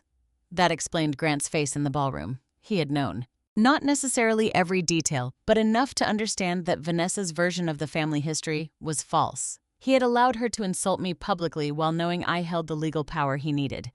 Rachel stood and walked toward the window. Arthur remained quiet. I understood what she meant. Grant had allowed Vanessa to believe she was continuing Richard's legacy. He let her think the land naturally belonged to her father's estate. He let her believe my hesitation came from ignorance, because her confidence made her more useful. She could pressure me in ways Grant could not. She still made her own choices, I said. Rachel turned around. I know, but he knew exactly which lie would make her cruel. Before I could answer, Arthur's assistant knocked and entered. Mr. Reynolds is here. Michael appeared behind her carrying a canvas bag and a laptop. He looked tired from the drive, but when he saw me, he stopped near the doorway. For a moment, neither of us knew what to do. Then I stood. He crossed the room and hugged me. It was not a long embrace, but it was the first real one we had shared since Richard's funeral. I'm glad you came, I said. So am I. Rachel hugged him next. Then Michael placed his laptop on the conference table. I brought everything I found. Arthur invited him to sit. For the next 2 hours, we reviewed emails, business filings, loan notices, and property records. Michael had organized them by date. The pattern was clear. Grant had created separate companies for different developments. When one project failed, debt was shifted, refinanced, or secured through another entity. Vanessa's design company appeared in several agreements, sometimes as a consultant, sometimes as a guarantor. Would she understand that she was guaranteeing debt, I asked. Arthur studied one document. If she read this carefully, yes. And if Grant only showed her the signature page, possibly not. Michael opened another file. This is the email I told you about. The message referred to the Ashley River parcel as the only remaining asset capable of satisfying the lender's collateral requirements. A later email was more urgent. Without executed family transfer documents, refinancing cannot proceed. Then came another. Delay beyond quarter end may trigger enforcement remedies. Rachel looked up. What are enforcement remedies? Arthur answered. The lender could seize assets already pledged, file suit, force liquidation, possibly pursue personal guarantees. Vanessa's personal guarantees, potentially. I looked at the dates. The ballroom celebration had occurred 5 days before the quarter ended. That was why Grant had brought the folder. That was why he needed the signature publicly. That was why he had already announced the land was secured. He was not merely trying to complete a hotel project. He was trying to prevent financial collapse. Michael opened one final email. This one had been sent by Grant to an attorney. If Sheila resists, Vanessa may need to pursue protective authority based on declining capacity. Rachel's face went pale. He actually put it in writing. Arthur read the message twice. Do we have the complete chain? Yes. Original metadata? Yes. Keep multiple copies. I already have. I thought of Lily standing in the hallway telling me about the folder on Grant's computer. Medical appointments, property records, bank information. The plan was no longer a fear. It was documented. Arthur folded his hands. Sheila, you have several options. Tell me. You can send immediate legal notice that the property is not available for transfer. I want that done. You can notify the bank and investors that any representation of secured ownership is false. Do it. You can also demand a full accounting of Reynolds Development and any transaction involving Vanessa's company. Michael looked at me. That may expose her. I know, Arthur continued. And we can prepare to defend against any attempt to challenge your capacity. Rachel spoke firmly. She should be evaluated by an independent doctor now. Arthur nodded. That would be wise. The idea angered me, not because I feared the result, because Grant had forced me to prove I still deserved control over my own life. Michael must have seen it on my face. This is not about proving anything to us. I know. It creates a record before they can manufacture one. I looked at all three of them, my children and the attorney who had kept my secret for 4 decades. For years, I had believed silence preserved peace. Now the truth was bringing the people Grant had divided back into the same room. Prepare everything, I said. Arthur studied me carefully. Everything: the legal notice, the bank letter, the demand for records, the medical evaluation. Rachel returned to her chair. And Vanessa, I thought of the 7 days I had given her. She still has time to tell the truth. Michael's expression was skeptical. Do you think she will? I don't know. That was the most painful answer. Arthur closed the folder. Then we proceed quietly until the deadline. As we prepared to leave, his assistant entered again. There is a call from Mrs. Reynolds, from whom she says she is calling from Atlantic Coastal Bank. Arthur and I exchanged a look. I took the phone. This is Sheila Reynolds. A woman introduced herself as the bank's senior risk officer. Her voice was formal. Mrs. Reynolds, we are reviewing documents related to the Carter Heritage House project. Yes. We need to verify one matter urgently. What matter? She paused. Did you authorize Grant Carter to submit a preliminary land commitment bearing your electronic signature? My hand tightened around the receiver. I authorized no such document. The room became completely still. The woman on the other end spoke more carefully. Mrs. Reynolds, are you certain? Yes. Then we may have a serious problem. I looked at Arthur. His expression had changed. This was no longer only attempted pressure. Someone had submitted my name to a bank without my permission. And for the first time since the ballroom, I understood that 7 days might be more time than we could safely afford. Arthur did not wait for me to answer another question. He quietly took the phone from my hand. This is Arthur Whitmore, legal counsel for Mrs. Sheila Reynolds. The woman on the other end introduced herself again. My name is Denise Harper. I oversee commercial lending risk for Atlantic Coastal Bank. Arthur's voice remained calm. My client has stated that she did not authorize any electronic land commitment. Could you explain exactly what your bank received? There was a brief pause. I'm afraid I cannot discuss confidential lending information unless ownership has been verified. Arthur answered immediately. You contacted the owner? Another silence. Then Denise asked carefully, Mrs. Reynolds is the legal owner? Arthur looked at me before replying. Yes. The room became perfectly still. Even Rachel stopped breathing for a moment. The woman at the bank spoke more slowly than before. Then the information provided during the financing application appears to be incomplete. Incomplete. Arthur repeated. I need to be careful with my wording. You also need to understand that someone may have represented my client without authority. I understand. Arthur picked up a notepad. Tell me only this. Does the bank possess a document that appears to contain Mrs. Reynolds' authorization? Yes. Original signature. Number electronic yes. Authenticated. That is precisely the issue we are reviewing. Arthur's eyes narrowed. When did the bank receive it? 8 days ago. 8 days. 3 days before the anniversary celebration. 5 days before Grant publicly announced the land had been secured. Arthur thanked her. We will be sending formal notice this afternoon. We would appreciate that. One more question. Yes. Has any money been released based upon that document? The answer took longer. No. Every person in the office exhaled at once. Not yet. The money had not moved. That single fact gave us time. Arthur ended the call and immediately turned toward me. No one leaves this office until every important record is copied. Michael was already opening his laptop again. Rachel pulled out her phone. What do you need me to do? Arthur answered without hesitation. I need both of you to write down everything you personally witnessed. The ballroom, Rachel asked. Yes. And before that, yes. Every conversation with Vanessa. Yes. Everything, Arthur repeated. He looked at me. Sheila, I need a detailed timeline beginning with the first time Grant asked you to sign anything. For the next 2 hours, we worked almost without speaking. Dates, emails, phone calls, the dinner invitation, the first presentation, the missing exhibits, the ballroom, Lily's conversation, the bank call.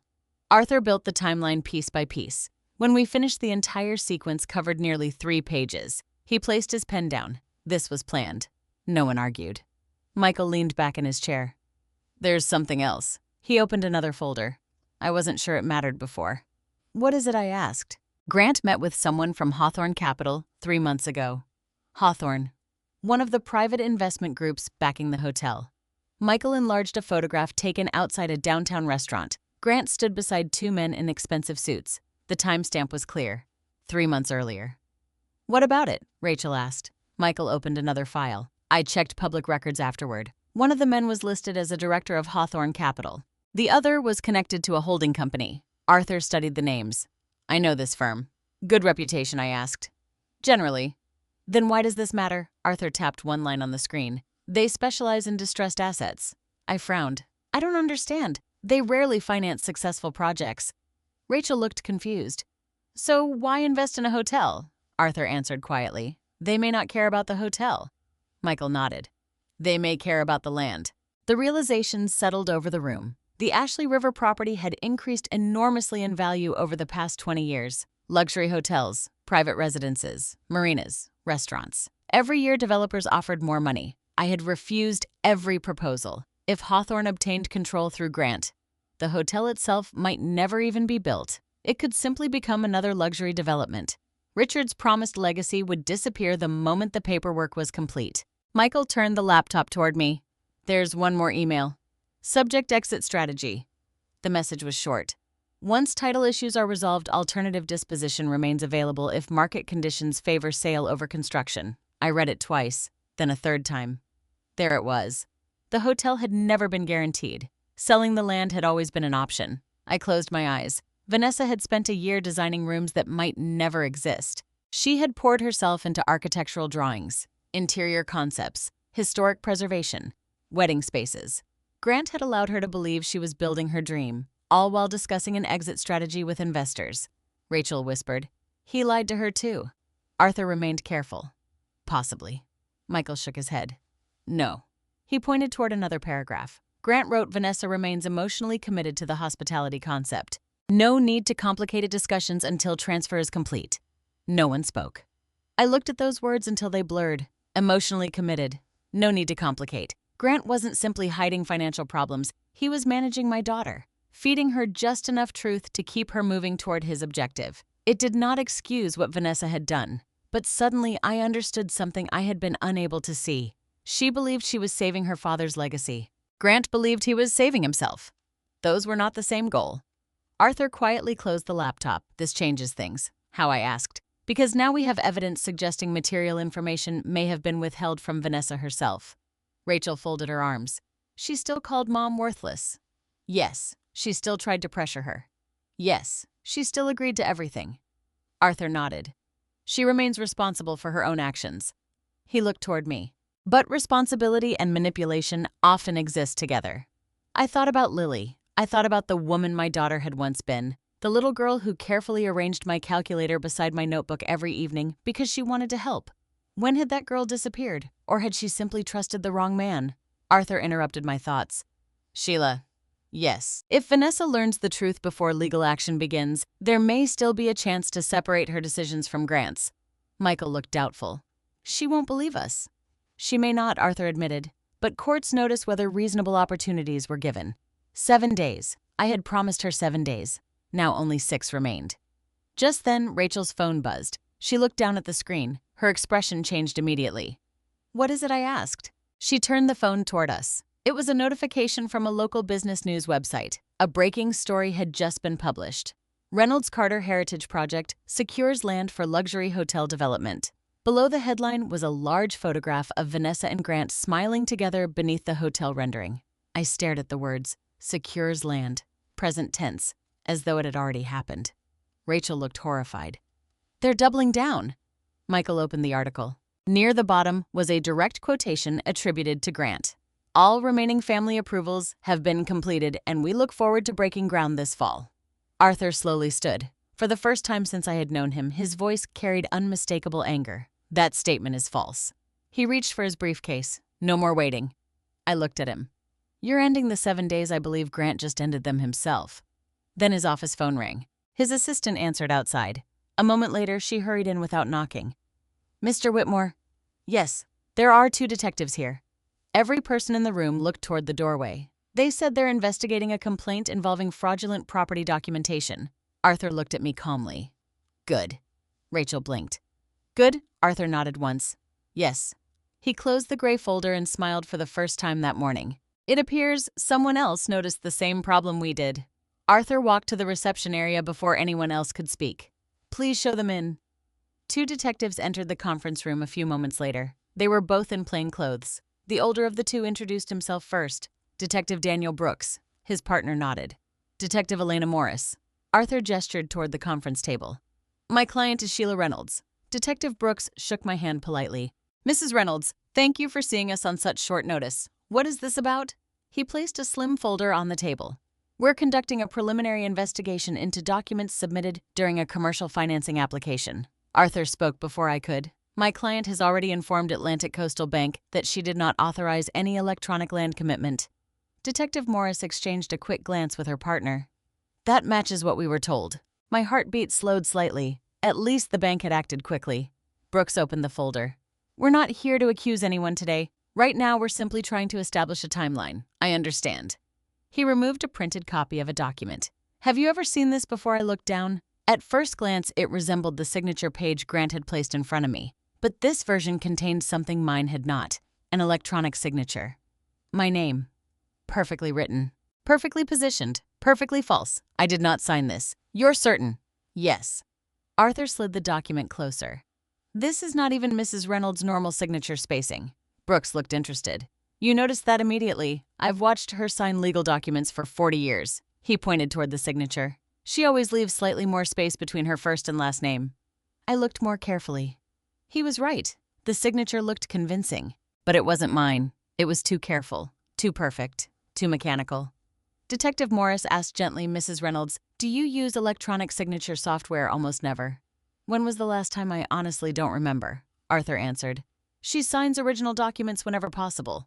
Brooks made a note. Did anyone ever ask to scan your signature? I thought back. Birthday cards, medical forms, Christmas letters. Then I remembered something. Vanessa. Everyone looked at me. When? About 4 months ago. What happened? She said a magazine wanted a short interview about Richard. Rachel frowned. I remember that. She asked me to write a message in my own handwriting. For the article? Yes. What did you write? Richard always believed people mattered more than profits. Brooks wrote quickly. Anything else? She asked me to sign beneath it. Arthur looked sharply at me. She kept the page. Yes. My stomach tightened. At the time, it had felt harmless. A sentimental tribute. Now it looked very different. Brooks asked another question. Did the article ever appear? Rachel pulled out her phone immediately. She searched for several minutes. Nothing. No, she said quietly. I can't find it. Neither could I. The interview had never existed. Grant or someone working with him had simply needed a clean sample of my handwriting and signature. Arthur closed his eyes briefly. That explains the electronic version. Brooks continued. We'll need every message related to that request. I still have them. I'll forward everything. The detectives thanked me. Then Brooks removed another document. This concerns us even more. It was a project timeline prepared for investors. Near the bottom appeared one sentence highlighted in yellow. Owner approval completed. Date, 6 days before the anniversary celebration. I stared at it. But they hadn't even visited my house yet. Exactly, Brooks replied. So, according to this, yes, the approval already existed before they asked me. He nodded. That appears to be the case, Rachel whispered. So the meeting at Mom's house was never really about getting permission. Michael finished the thought. It was about creating the appearance that permission had been requested. Arthur folded his hands. In other words, if anyone questioned the paperwork later, they could say Mrs. Reynolds simply changed her mind. Brooks looked at Arthur with quiet respect. That is one possibility we're considering. The room fell silent again. I suddenly remembered something Grant had said. We believed this would be straightforward. At the time, I thought he meant convincing me. Now I realized he had probably meant something else entirely. He believed the paperwork had already solved the problem. My signature had simply been the final performance. Detective Morris spoke softly. Mrs. Reynolds, has anyone recently suggested you're becoming forgetful? I almost laughed. Yes, who my daughter. And her husband. He told people yesterday that I become confused discussing Richard's estate. Brooks made another note. That's important. Why? Because we've seen similar situations before. Rachel leaned forward. What situations? Attempts to explain away future disputes by questioning an owner's memory. Michael's expression darkened. So, if Mom challenged the paperwork, they could argue she forgot signing it. No one said anything, because everyone understood. The comments about my memory, the questions about misplaced keys, the repeated reminders, the concern, the sympathy. It had never been random. It had been preparation. Brooks closed the folder. We're not concluding that's what happened here. But you're considering it. Yes. Arthur looked at me. Sheila. Yes, I want you to answer one question very carefully. All right. Has any doctor ever diagnosed you with dementia, cognitive impairment, or any condition affecting your legal capacity? No. Have you ever failed a cognitive assessment? No. Has anyone ever recommended a guardian? Never. Arthur nodded once. Good. Brooke stood. We'll likely need a formal statement later this week. You'll have it. Before leaving, Detective Morris hesitated. One more thing. Yes, if Mr. Carter or Ms. Reynolds contacts you asking you to sign anything, I won't. Don't meet them alone. I won't. And if they mention today's visit. She paused. Please notify us immediately. After the detectives left the room, remained quiet. Rachel finally broke the silence. I can't believe this. Michael looked toward the window. I can. No one criticized him for saying it. He had been trying to warn us for almost 2 years. Arthur gathered the documents into neat piles. We now have 3 separate issues. He counted them on his fingers. Possible false representations to investors, possible unauthorized submission of ownership documents, and possible preparation for a future capacity challenge. He looked directly at me. All 3 require immediate action. I nodded. Do whatever you need to do. Before Arthur could answer, my phone vibrated. The screen showed Vanessa's name. Everyone noticed it. Rachel whispered, Don't answer. Arthur shook his head. Answer. I accepted the call. Hello. For several seconds, Vanessa said nothing. When she finally spoke, her voice sounded completely different from the confident woman in the ballroom. Mom? Yes. Did you call the bank? No. Another silence. Then she asked the question that told me everything. Why are the investors asking whether you own the land? I closed my eyes. She truly hadn't known. Not until this moment. Vanessa, I said quietly, who told you the land belonged to your father's estate? She didn't answer. Instead, I heard another voice in the background. Grant. His words were muffled, but I clearly heard him say, hang up. Vanessa ignored him. Mom, please. It was the first time in years she had sounded frightened instead of angry. Did Dad? She couldn't finish the sentence. No, I said gently. Your father never lied to you. Then why? Because I made a promise to him. The line went silent. Then, Grant's voice came again, much louder this time. Vanessa. A door slammed somewhere on her end of the call. She spoke quickly, almost whispering. Mom, if what you're saying is true. Yes. What else don't I know? I looked at Arthur, at Michael, at Rachel. 4 decades of silence rested inside that single question. I answered as calmly as I could. If you truly want the truth, I do. Come alone. When tonight? And Grant leave him at home. Another long silence followed. Finally, she whispered one word. Okay. The call ended. No one in the room spoke immediately. Arthur was the first. She came too quickly. You think it's a trap? I think you prepare as though it could be. I looked down at my phone. For the first time since the ballroom, I believed there was still a chance to save my daughter. Whether she would choose the truth over her husband, I was about to find out. Arthur refused to let me meet Vanessa alone. If she truly wants answers, she can have them, he said. But after everything we've seen, this meeting needs witnesses. I don't want her to feel ambushed. You're not protecting yourself from your daughter, Arthur replied. You're protecting yourself from anyone who may later claim the conversation never happened. He was right. Still, the thought of turning a conversation with my own child into something that needed witnesses broke my heart. By early evening, we had agreed on a simple arrangement. Vanessa would come to my house. Arthur would remain in the study with the door partially open. Rachel and Michael would stay in the kitchen unless I asked them to join us. No hidden cameras, no tricks. Only people who could verify what was said. At exactly 7 o'clock, a black SUV stopped outside. I watched through the living room window. Vanessa stepped out alone. She looked exhausted. Her makeup was gone. Her hair was tied back carelessly. For the first time in years, she looked less like a successful executive and more like the little girl who used to come home after a difficult day at school.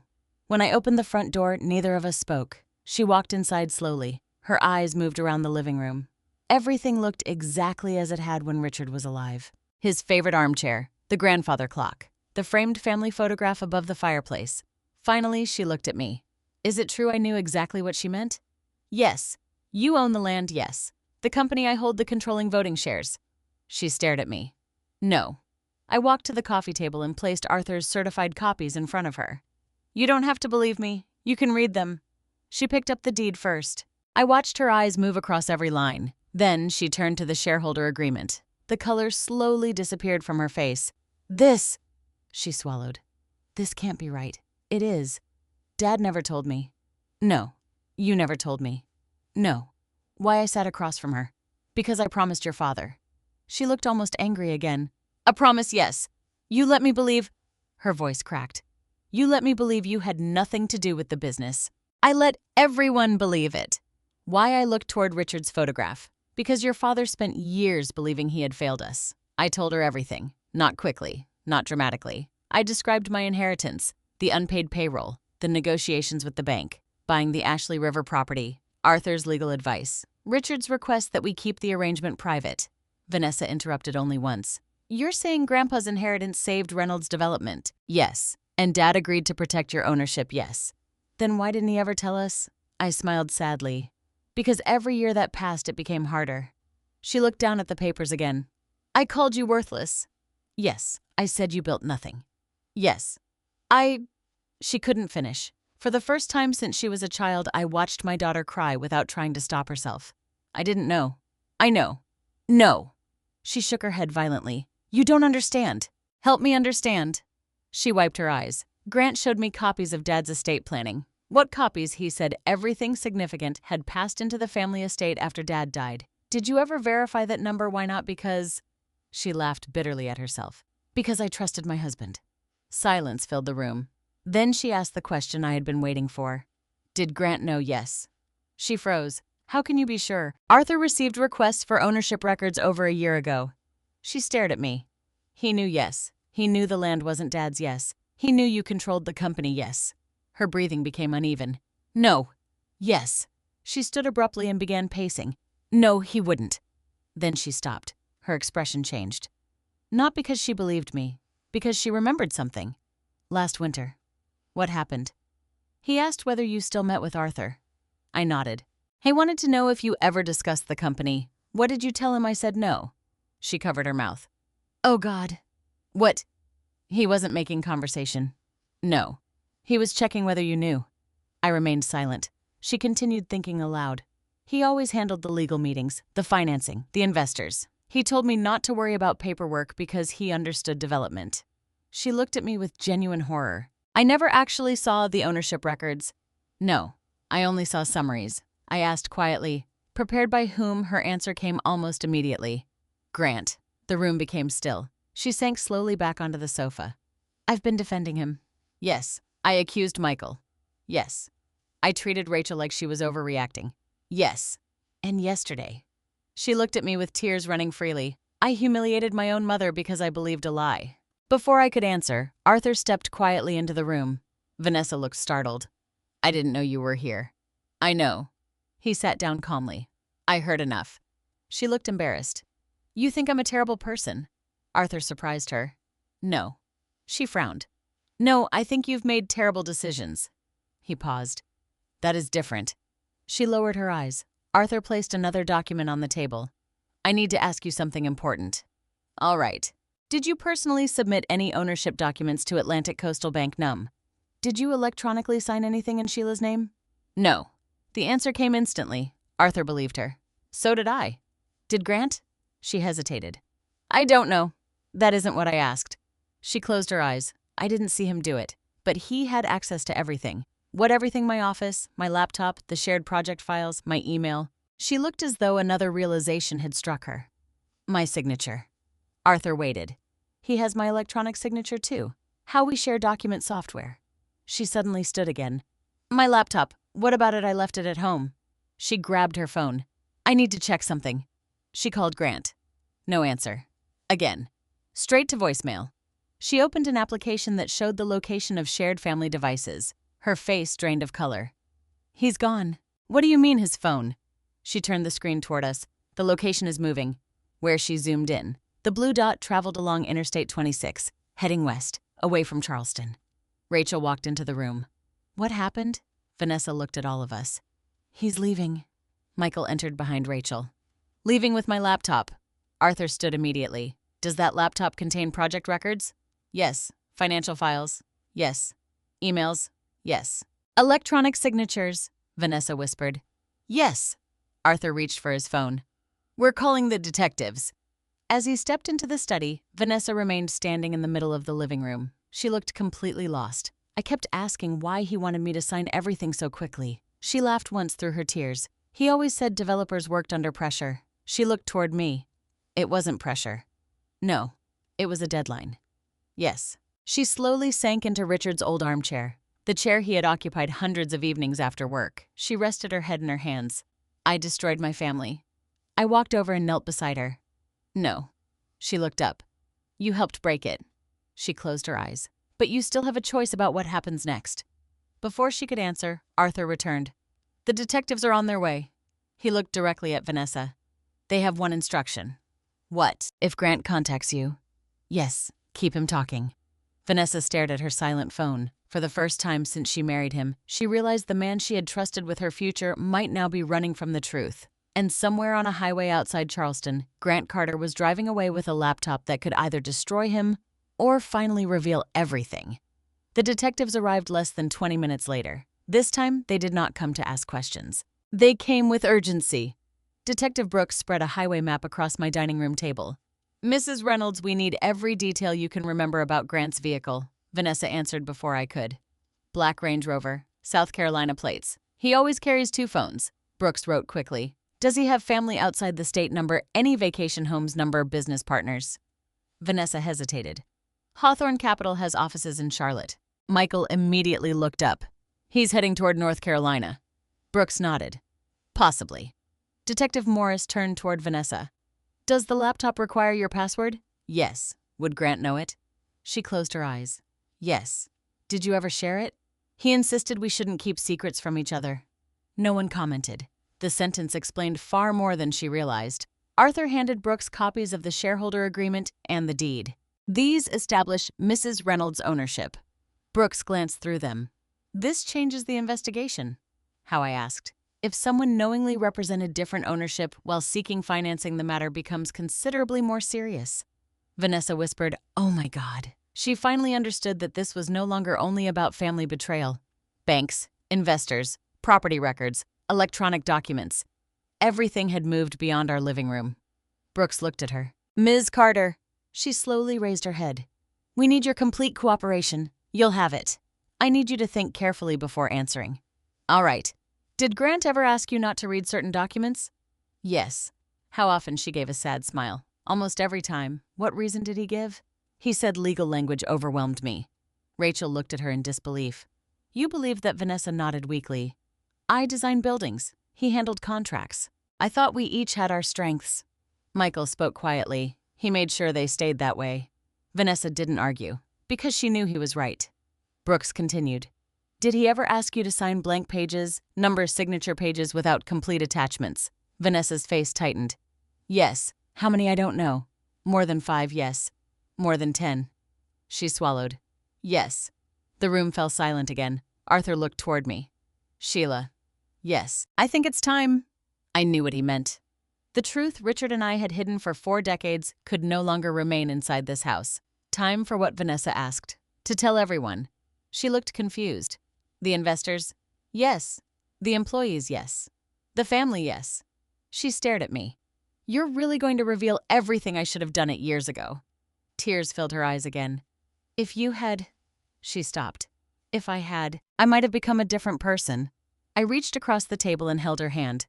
We can't change 40 years. No. But we can stop adding another 40. For the first time since arriving, Vanessa squeezed my hand back. Very gently, very briefly. But she did. The following morning, Arthur arranged a meeting at Reynolds Development headquarters. Not a celebration, not a press conference, a board meeting. Every voting shareholder, every board member. The company's outside accountant, its corporate attorney, representatives from Atlantic Coastal Bank, even Hawthorne Capital received notice. By 9 o'clock, the large conference room was nearly full. Conversations stopped when I entered. Many people hadn't seen me inside company headquarters in years. Some smiled politely. Others seemed confused about why I had been invited. Vanessa walked beside me. Not behind me. Not ahead of me. Beside me. That small detail did not go unnoticed. The chairman cleared his throat. Mrs. Reynolds, I understand you requested this meeting. I did. Before I could continue, the conference room door opened again. Detective Brooks entered with Detective Morris. Several people immediately looked uneasy. Grant's chair remained empty. The chairman frowned. Where is Mr. Carter? No one answered. Arthur stood. I'll explain. For the next 15 minutes, he spoke calmly. No accusations. Only verified facts, ownership records, corporate agreements, property deeds, historical filings. Every document had certified copies. Every statement was supported. One by one, he placed them on the conference table. The room grew quieter with each page. Finally, he lifted the original shareholder agreement. Since 1986, Mrs. Sheila Reynolds has held the controlling voting interest in Reynolds Development. Someone actually gasped. The outside accountant adjusted his glasses. That can't be correct. Arthur handed him the certified filing. It is. The accountant read it, then read it again. My God. Another board member looked toward me. You've owned the majority of this company all these years? Yes. And the Ashley River property? Yes. Why didn't anyone know? I answered honestly, because I asked them not to. The chairman looked stunned. And Richard? He honored that request. No one spoke. Then the representative from Atlantic Coastal Bank slowly stood. He looked directly at me. Mrs. Reynolds. Yes, I believe our institution owes you an apology. You acted once you learned the truth. We should have verified it sooner. He paused. Our financing review is suspended effective immediately. Across the room, a representative from Hawthorne Capital quietly closed his folder. I think he said carefully, our investment committee will also require significant clarification. Vanessa lowered her head. She understood exactly what that meant. The project was over, at least in its current form. The chairman finally asked the question everyone else seemed afraid to ask. If Grant Carter knowingly concealed this ownership? Detective Brooks answered. That question is currently under investigation. His phone vibrated. He looked down. Then his expression changed. Detective Morris noticed immediately. What is it? Brooks looked around the room. We've located Mr. Carter. Vanessa stood so quickly her chair nearly fell over. Where he checked into a hotel outside Asheville under his own name. Did you arrest him? Not yet. Why not? He isn't there anymore. My heart sank. He left, yes. When? About 45 minutes before officers arrived. Rachel whispered. He knew. Brooks nodded. He appears to have realized people were looking for him. Vanessa slowly sat back down. He ran. No one corrected her, because no one needed to. People don't abandon meetings, investors, businesses, and families overnight when everything is going according to plan. Arthur quietly gathered the remaining documents. This meeting isn't over. Everyone looked toward him. We still have one final issue. What issue? The chairman asked. Arthur looked directly at me. For 40 years, Mrs. Reynolds protected someone else's reputation. He smiled gently. I think today it's time the company learns who actually saved it. Every eye in the room turned toward me. For the first time in my life, I was no longer invisible. I had imagined that if I ever told the truth, it would feel triumphant. It did not. It felt heavy. For 40 years, I had carried a story that belonged to more than just me. It belonged to Richard, to the employees who never knew how close they came to losing their jobs, and to every family whose mortgage had been paid because Reynolds Development survived. I stood slowly. No one in the conference room spoke. The silence was not uncomfortable. It was respectful. I don't want today to become a day where Richard is remembered unfairly, I began. Several heads nodded. I was not a dishonest man. I looked around the room. He made mistakes. Some were very expensive. A few of the older employees exchanged knowing glances. Perhaps they remembered those difficult years after all. But he also spent the rest of his life trying to deserve the second chance he was given. I held up the original agreement Arthur had preserved for 4 decades. This document did not make me the hero. It made me the partner. I told them everything. The unpaid payroll. The inheritance from my father. The negotiations with the bank. The nights Richard spent believing he had destroyed the company. The purchase of the Ashley River property. Arthur's insistence that my contribution be legally protected. I did not exaggerate. I did not diminish Richard's role. I simply told the truth. When I finished, the room remained silent for several seconds. Then someone at the far end of the table quietly began to clap. I looked up. It was Harold Benson. Harold had driven bulldozers for Reynolds Development for nearly 30 years before retiring. His eyes were wet. You paid our payroll. I smiled sadly. Yes. He shook his head in disbelief. My wife had just given birth to our second son. His voice trembled. If that paycheck hadn't come, he couldn't finish. Another retired employee spoke. I remember that Friday. So do I, someone else added. We all thought the company was finished. One by one, memories filled the room. Not financial reports. Lives, college tuition, medical bills, first homes, children who had gone to university because Reynolds Development had survived 1 more month. Harold walked toward me. I spent 30 years thanking Richard. He stopped in front of me. I should have been thanking both of you. He reached out and hugged me. Then another former employee stood, then another. I lost count. No applause could have meant as much as those quiet embraces. Because they weren't celebrating money. They were remembering ordinary lives that had continued without ever knowing why. When everyone returned to their seats, the chairman cleared his throat. "I've served on this board for 12 years. He looked embarrassed. "I didn't know." "No one did," I replied. "That ends today." The outside accountant adjusted his glasses again. "Mrs. Reynolds, yes, there is something we need to address immediately. What is it?" "Corporate governance." He opened the company's bylaws. "Legally, you're still the majority voting shareholder." "I know. That means several decisions made during the past 2 years should have been presented to you." I looked toward Vanessa. She lowered her eyes. "I never knew." "I believe you." Arthur spoke calmly. "The issue isn't whether Vanessa knew. The issue is whether others did."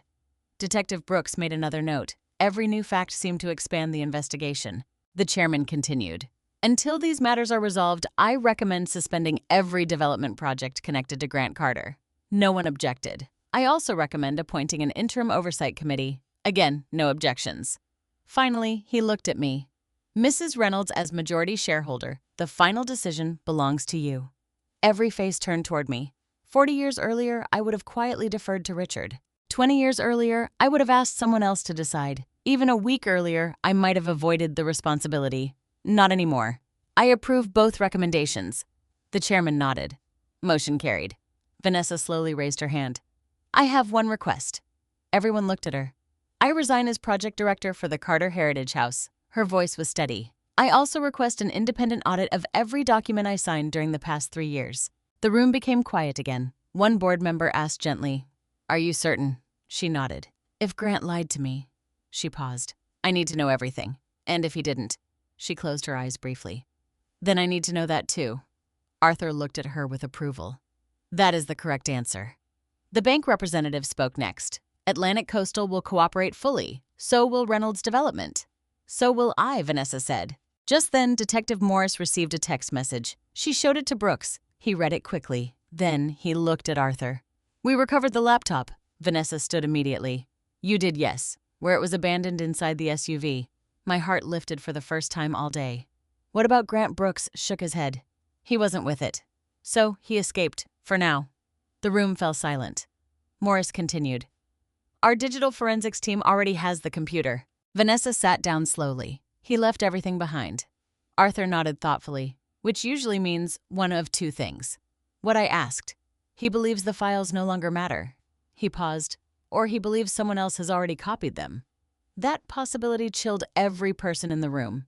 Michael broke the silence. "If copies exist, they could appear anywhere," Arthur finished. "Investors, banks, courts, news organizations, no one knew." As the meeting came to an end, people began leaving quietly. Many stopped to shake my hand. Some apologized for assumptions they had made over the years. Others simply thanked me. I accepted every kind word, but I found myself looking only at one person. Vanessa remained seated after everyone else had left. She stared at Richard's photograph hanging on the conference room wall. "I spent my whole life trying to become him." I walked over. "He never wanted that." She looked at me. "I don't even know who he really was anymore." "Yes, you do." "I do. He was the man who loved you. The man who made mistakes. The man who accepted help. And the man who spent the rest of his life trying to be worthy of that help." Tears filled her eyes again. "I judged him by his success. So did almost everyone. And I judged you by your silence." I smiled gently. "That was my mistake." She shook her head. "No. It became mine." She stood. For several seconds, we simply looked at each other. Then, for the first time in years, my daughter hugged me. Not because she wanted my signature, not because she wanted my approval, simply because she needed her mother. I held her as tightly as I had when she was 5 years old.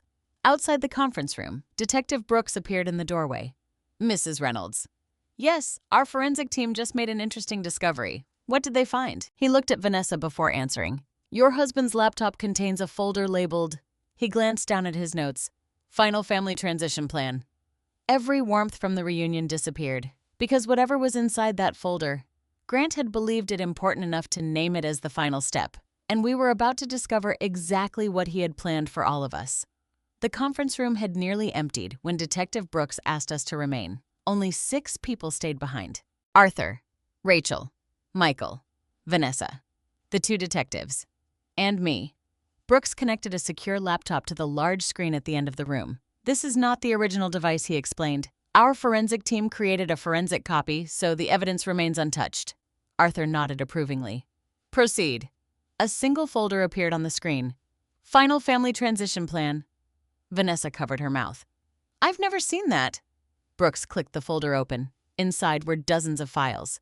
Financial spreadsheets, property valuations, medical notes, email drafts, checklists. The room became colder with every document. Detective Morris opened the first file. Phase 1. Consolidate property bullet points appeared beneath it. Obtain Ashley River parcel. Complete title transfer. Secure refinancing. Present hospitality project publicly. Delay disclosure of alternative disposition until closing. Vanessa stared at the screen. Alternative disposition? Consolidate investment accounts. Vanessa looked physically ill. She stopped. I thought he was worried about Mom living alone. Arthur spoke gently. Manipulation often borrows the language of concern. No one argued, because the evidence spoke for itself. Detective Morris opened another file. This one was titled Capacity Timeline. A calendar filled the screen. Dates stretched back almost 18 months. Each entry contained short notes. Forgot where keys were placed. Repeated story at dinner. Asked same question twice. Declined development proposal. Appears emotionally attached to property. Rachel whispered. He was building a record. Yes, Arthur replied. A manufactured one. I looked carefully at the dates. Several entries described events that had never happened. One note claimed I had forgotten Lily's birthday. I had hosted the party at my own house. Another claimed I became confused during a doctor's appointment. Rachel looked at it immediately. I attended that appointment. She turned toward the detectives. She answered every medical question correctly. Brooks made another note. So this entry is false? Yes. Without hesitation. Yes.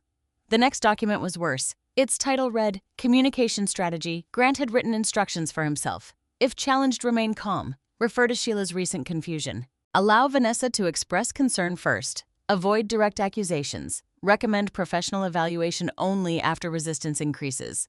No one spoke. I suddenly remembered every gentle suggestion, every concerned question, every sympathetic smile. It had all been rehearsed. Vanessa buried her face in her hands. I said those things. Arthur answered carefully. Yes. I thought you believed they were your own observations. She nodded weakly. I never realized. Michael finished her sentence. He was teaching you what to notice. She looked at him. I owe you an apology. You owe several people one. I know. She turned toward Rachel. I accused you of taking Mom's side. Rachel's eyes filled with tears. You weren't listening. I know. Then Vanessa faced me. There aren't enough apologies. I reached across the table. We'll begin with one. She took my hand. I'm sorry. I know. No. She shook her head. I need you to hear all of it. The room remained silent while she spoke. I was proud. I wanted everyone to admire me the way they admired Dad. I thought success meant never questioning the person beside me. I let Grant convince me that confidence meant competence. She wiped away tears. When Michael disagreed, I thought he was jealous. When Rachel worried, I thought she was emotional. When you hesitated, she looked directly at me. I thought you were afraid. I squeezed her hand gently. And now I know you were the only person asking the questions that mattered. Arthur quietly looked away, giving us the privacy of silence. Brooks opened one final document. This one had no title, only a list. Names, mine, Rachel's, Michael's, Lily's. Beside each name appeared a short assessment. Sheila, primary obstacle. Michael, distrustful, minimize involvement. Rachel, medical background. Avoid discussions around documentation. Lily. Vanessa leaned forward suddenly. What does it say? Brooks read it slowly. Lily, emotionally attached to grandmother. Limit exposure during transition. The room became perfectly still. Vanessa began crying again. He included our daughter. No one answered, because there was nothing left to say. Even Lily had become part of his strategy. Arthur closed the laptop gently. I believe we've seen enough. Brooks nodded. So do I. He disconnected the display. The remaining files will be reviewed as evidence. Vanessa looked at the detectives. Am I in legal trouble? Brooks answered honestly. At this moment, we have no evidence that you knowingly participated in fraudulent documentation. She lowered her head. But morally, Arthur interrupted softly. Morality isn't decided by investigators. It is decided by what you choose next. She nodded. I'll cooperate. I'll testify. I'll correct every statement I made. Brooks thanked her. That will matter. As everyone prepared to leave, Arthur asked me to remain for a moment. When the room emptied, he looked toward Richard's photograph hanging on the wall. He loved you very much. I know. He also asked too much of you. I thought about that. For 40 years, I had never blamed Richard. I still didn't. But Arthur was right. The silence that protected his pride had eventually endangered our family. I should have told the children. Yes. I was afraid they would think less of their father. Arthur smiled gently. And instead, they thought less of their mother. Neither of us spoke for a while. Finally, he said, "You still have one final decision." What decision? What happens after Grant is found? I understood. Revenge. Forgiveness. Justice. Those were not the same thing. I don't want revenge. I know. I want accountability. Arthur nodded. And your family. I looked through the conference room window. Vanessa stood outside with Rachel and Michael. For the first time in years, the three of them were talking. Not arguing. Talking. I'd like my family back. Arthur smiled. I think you're closer than you realize. Just then, Detective Brooks returned. One last update. Yes, we received confirmation from North Carolina about Grant. He withdrew nearly every dollar from his personal accounts this morning. Vanessa looked up from the hallway. Is he leaving the country? Brooks answered quietly. We don't know. But we do know one thing. What he left without contacting a single member of his family. Vanessa closed her eyes. The last illusion disappeared. Grant had not run to protect her. He had run to protect himself. And in doing so, he had finally shown my daughter exactly who he had been all along. Grant was found 3 days later. He had not crossed the border. He had not boarded a plane. He had not disappeared into some carefully prepared new life. He was sitting alone in a rental cabin outside Knoxville, Tennessee, with 2 suitcases, nearly $80,000 in cash, and a prepaid phone he had purchased under a false name. Detective Brooks called me early that morning. They took him into custody without incident. I sat on the edge of my bed holding the phone tightly. Did he say anything? Only that this was a family misunderstanding. Of course he did. People like Grant rarely described their actions honestly when softer words were available. Fraud became misunderstanding. Control became protection. Escape became needing time to think. What happens now, I asked. He'll be returned to South Carolina. The final charges will depend on the forensic review and the prosecutor. Will Vanessa have to testify? Most likely. I looked toward the hallway. She had been staying in my guest room since the night he fled. She had not returned to their house. Neither had Lily. For the first time in years, my home was full again. Not peacefully. Not yet. But honestly, I'll tell her I said. When I entered the kitchen, Vanessa was already sitting at the table. Lily was beside her eating toast. Rachel stood at the counter making coffee, and Michael was reading something on his phone. They all looked up when they saw my face. Vanessa knew immediately. They found him. Yes. Is he alive? Yes. She closed her eyes. Relief crossed her face before anger replaced it. That reaction reminded me that love does not disappear the moment truth arrives. Sometimes it remains long after trust is gone. Where was he? Michael asked. Tennessee. Running yes. Lily pushed her plate away. Will he come home? Vanessa reached for her hand. No, sweetheart. The answer broke something inside the room. Lily began crying quietly.